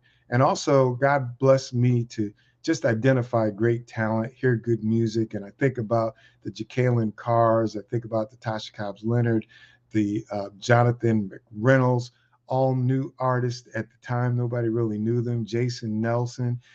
They were just starting their ascension in their career, and me bringing them on board. Wes Morgan, for example, and all of these young, talented people now are mega stars. And so just being a part of that One Love cruise and it turning out to be just as big as the Tom Joyner Fantastic Voyage cruise was truly amazing. And also a part of the One Love cruise, the company sent me to the Bahamas, and here I am sitting at the table with the Prime Minister of the Bahamas. And I pinched myself. Listen, as I was sitting at the table with all these dignitaries, because we were talking about some sort of partnership, tying in the Travelers Bureau, and I'm sitting at the table with the Prime Minister of the Bahamas, and under the table, I was pinching myself. And I was like, from High Ridge Gardens in Danbury, Connecticut, to sitting at the table with the Prime Minister. With a Prime Minister. I'm like, this is insane. God, you're so good to me. You're so good. So those two things are some of the accomplishments. Being the chair of the St. Jude Research Children's Hospital, serving at that capacity. I'm like, really? I mean, I have a passion for youth and causes like that, and being the chair of that organization. I was just an initial member, a part of the panel, the advisory council, and everybody liked my ideas and my leadership, and they appointed me. And I was like, nah, this might be out of my lane. But I ended up serving at that capacity, helping to raise millions of dollars, over $10 million under my leadership, helping to raise that amount of money for St. Jude Children's Research Hospital was another major accomplishment. I was a part of a team that built a XM channel. Now it's Sirius XM, but the gospel channel, that was a highlight of my career. It was called Spirit. And when Sirius XM and XM merged, they kept the praise station. They had a lot of duplicate channels, but launching that satellite channel was another highlight in my career. And I've just been blessed to do some amazing things. Absolutely. Clearly, that is the case. That is the case, and we're so glad to know all the things that you're doing. I wanted to just ask about JAS Consulting. Range the services you're offering from radio promotions to booking agency, event planning. How do you navigate the various facets of music and entertainment industry through your company? It's a passion. I just love it. I love it. I love every aspect of it. The part that consumes the most time is helping the artist to get national airplay. It's a result-driven job. It requires a lot of phone call, great relationships. So that consumes the most time. I've been doing this for so long that it's like I can do it with my eyes closed. So I'm blessed in that aspect of it. Also, I'm very competitive. I want to be the best at any and everything I do. So that's a driving mechanism for me as well. I used to be an athlete like Dr. Kelly. We both played basketball, competitive on the basketball court. I was an amateur boxer. It was mano y mano, best man in the ring. I'm a team player, but this was like, you and me. Let's see who is the best. I played soccer. That's actually what got me a scholarship in college. And I was a really good football player until I dislocated my collarbone, and my mom wouldn't let me play football anymore. She made me go to boxing, but she wouldn't let me play football. So I do juggle a lot of balls. I am very intentional with what I do. As a matter of fact, while I was waiting to join you, I'm working like a busy bee, behind the scenes. So it's the work ethic, and I got that from both my father and my grandfather. To work hard, you reap what you sow. You put a lot into it, you get a lot back. And certainly with God's blessings, I've gotten a lot back. Wonderful, wonderful. I wanted to make sure that you had a chance to again tell us about JAS from the perspective of how the company specializes consulting in the music radio format. I wanted to make sure that came through clearly. Can you reiterate on that for Yeah, us I again? can. And honestly, it's twofold. So radio is very intentional. And for the average Jane and average Joe, it really probably wouldn't mean much because they listen to that medium for entertainment purposes.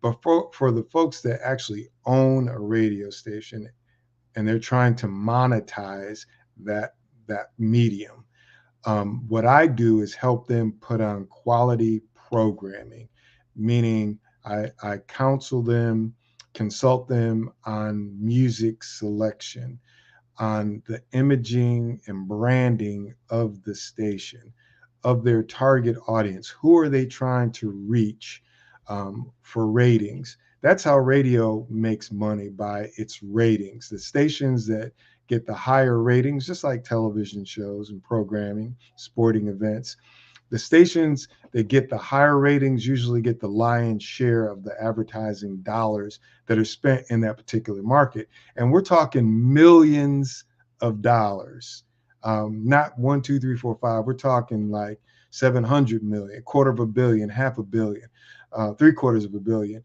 It's a lot of advertising dollars just for radio in these markets. And so what I do is help people put on a great quality product to attract listeners and to attract the listeners for long periods of time, to narrow their focus for broader results. The other part is I consult people on how to launch a radio station, an internet radio station, streaming internet radio station. There are a lot of people that would love to own their own station. And, you know, with streaming radio, it's possible. It's not as expensive. You know, a terrestrial radio station, which is an AM or FM station, they're like millions of dollars to purchase. You might can get an AM station in the hundreds of thousands, but for an internet radio station, it's like, you know, hundreds to maybe a couple of thousand to put together your own station. And so I consult people on how to build that, what software, what equipment that they need for that medium as well. And I encourage people, if you ever wanted to do radio and never, you know, could get on a big time radio station, well, launch your own station. You know, you could sell advertisement, you can make it a public service station, you can, you know, have like a Pandora for your own business. If you want, you know, music in your shop, your coffee shop, your retail shop, your office, you can program your own music to your taste and likes. And so that's what I do with the radio component of the company. Wonderful. Mm-hmm. Wow. So, to bring things to to kind of bring things to a culmination of this piece, and also getting an understanding of who you are and what you're doing, holistically. There was just a couple of things that I wanted to also make sure that we touched upon. Particularly as it relates to starting that internet, radio station, what would you tell the listeners as far as the challenges and the triumphs that are awaiting them as they step into that world?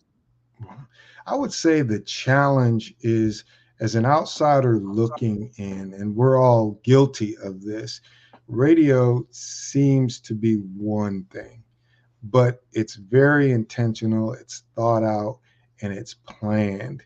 I've got a friend that just got a license for a low-powered FM station. He's had a internet radio station for a long time. I've only done terrestrial AM/FM radio for the bulk of my career until I launched my own internet radio station. So he reaches out to me all the time with questions because he realizes it's two different worlds. And I tried to tell him that, like, an internet station, there's no stress, there's no pressure for ratings, just maybe to build your listenership. But when you're an AM or FM radio station, you're trying to get ratings and attract listeners. So now he realizes, before everything I was saying was going in one ear and out the other. Now he's like, Jerry, I need your help. I'm realizing that my way of doing it with the internet is different than terrestrial. And like you kept telling me for years, like, dude, you're in a whole nother league when you go terrestrial. So you've got to get some counseling. You got to get some consulting until you can get the full understanding of the difference. Internet radio is almost like a hobby. Whatever music you love, if you love music, if you like the slow R&B jams, if you like house music, reggae, go-go, you can do whatever you want to do. But when you're trying to monetize it, there's an approach that you have to do, or else it's not going to be successful. It's got to sound professional. We don't know it as listeners, but we kind of listen a certain way without even knowing it. And if we don't hear what we like in that format, then we generally turn it away to something that we're more familiar with, more comfortable with, and where people have really thought it out very well and know what they're doing. I hope that answered your question. Absolutely. Absolutely, it did. So, if you would tell our audience about how they can get connected with you, what's the best way if they're wanting to start out this business in radio, how do they reach you, how can they get in touch with you? Very easy. My website is Jerry Smith 03. I'm the third, like Dr. Kelly. So that's where that 03 comes from. And there's a whole lot of Jerry Smiths out there. I tried to find the name for my company, JAS Consulting, but some other people beat me to it. So I just said, you know what? Everybody knows me as Jerry Smith. That's my brand. So I'll just use that for my website. But it's Jerry Smith 03. If you are a small business, I would love to help you to get the word out about your products, goods, and services by advertising on Favor 97.3. I've got a really good fan base and listeners to the station all over the world, primarily in the Triangle in North Carolina. But I would love to help you to get the word out about your products, goods, and services. The rates are really inexpensive. For what I charge, you would pay $9,000 on a terrestrial radio station. And what I charge is just a few $100s. So please go to the website. My email address is there. My phone number is there. And let's help you to generate some business by doing some marketing and promotion for your radio station. And what comes along with that, in addition to the commercials that I run on the station, is interviews just like you're doing with me. So we want to help you get the word out about your business. Wonderful.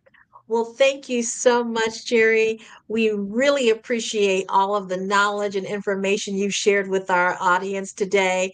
What a valuable gift to the entertainment industry, to our community, and to business. So thank you so much for being here. And remember that genius is common. I forgot to make my plea. Please make a donation. Please make a donation. I made my contribution earlier. I made a donation, $100. I made a $100 donation earlier today because this platform is to sow into the minds of young men and women and help them with scholarships, books, and computers. So our youth, they are our future. So please, I just encourage you, whatever you can give. Maybe you can double, triple, quadruple what I did. If you can't do what I did, whatever God puts on your heart to sow into them, by all means do so. And I know you guys are going to be giving the information throughout the program, but that's why I'm here today, really, not so much for my business, but to just encourage you to sow into the minds of these young men and women. And you are sowing in fertile ground with this platform and medium that is trying to help our youth. So thank you. I'm so glad you got that in. That's so important.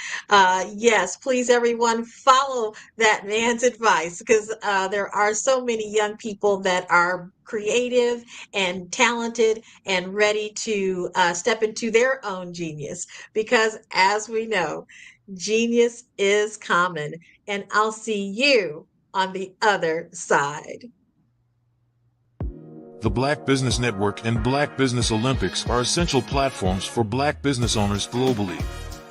They provide the tools and support you need to succeed in today's competitive marketplace. Join us today as we collaborate together with businesses from around the world to support our children, students, and young future entrepreneurs, Black businesses and corporations. We raise funds for students going to college and young entrepreneurs who are aspiring to be business owners, and we invite you to be a contributor today. Visit the website www.blackbusinessexpousa.com to connect with and learn more about how the Black Business Network and Black Business Olympics can help you not only share your amazing business story to businesses, but also serve future generations.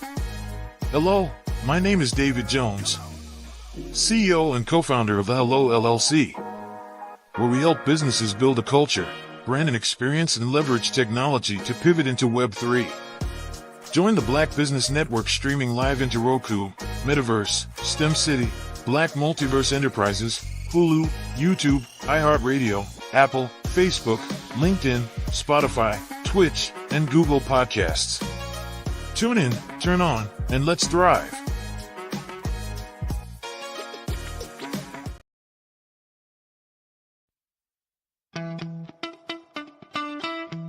How many times have you been asked to help someone you didn't even know, a student, a business entrepreneur, or did you ever even ask, where did they end up? That business, that friend, that entrepreneur. Well, just maybe they ended up in a gang, bankrupt, homeless, or worse, dead. Maybe they turned to crime, drugs, and alcohol. Did you ever wonder? Did you destroy their dream, or was your life always so easy? At the Black Business Olympics, we started a movement to help students complete. Give them hope and foster success. Help them to leave their dreams of providing laptops, computers, and up to $5,000 in scholarship funds. Today, we ask you to help a student, a business owner, or an entrepreneur to realize their dream by sponsoring them, supporting them, and buying from them. Consider this. With $1.6 trillion in our Black community, we only ask for a small donation for our students, our businesses, and our entrepreneurs. And you can change a life today. So I ask you, what are you going to do? Sit on the sideline and watch our students in high school be losers, miss out on their dream from lack of resources? Or are you going to donate to the movement and change their future and yours as well? Give us a call today at 919-308-9090. Change their life by investing with action to the Black Business Olympic Fund. The Black Business Olympics, one of the largest business showcases of Black business in the history of the world.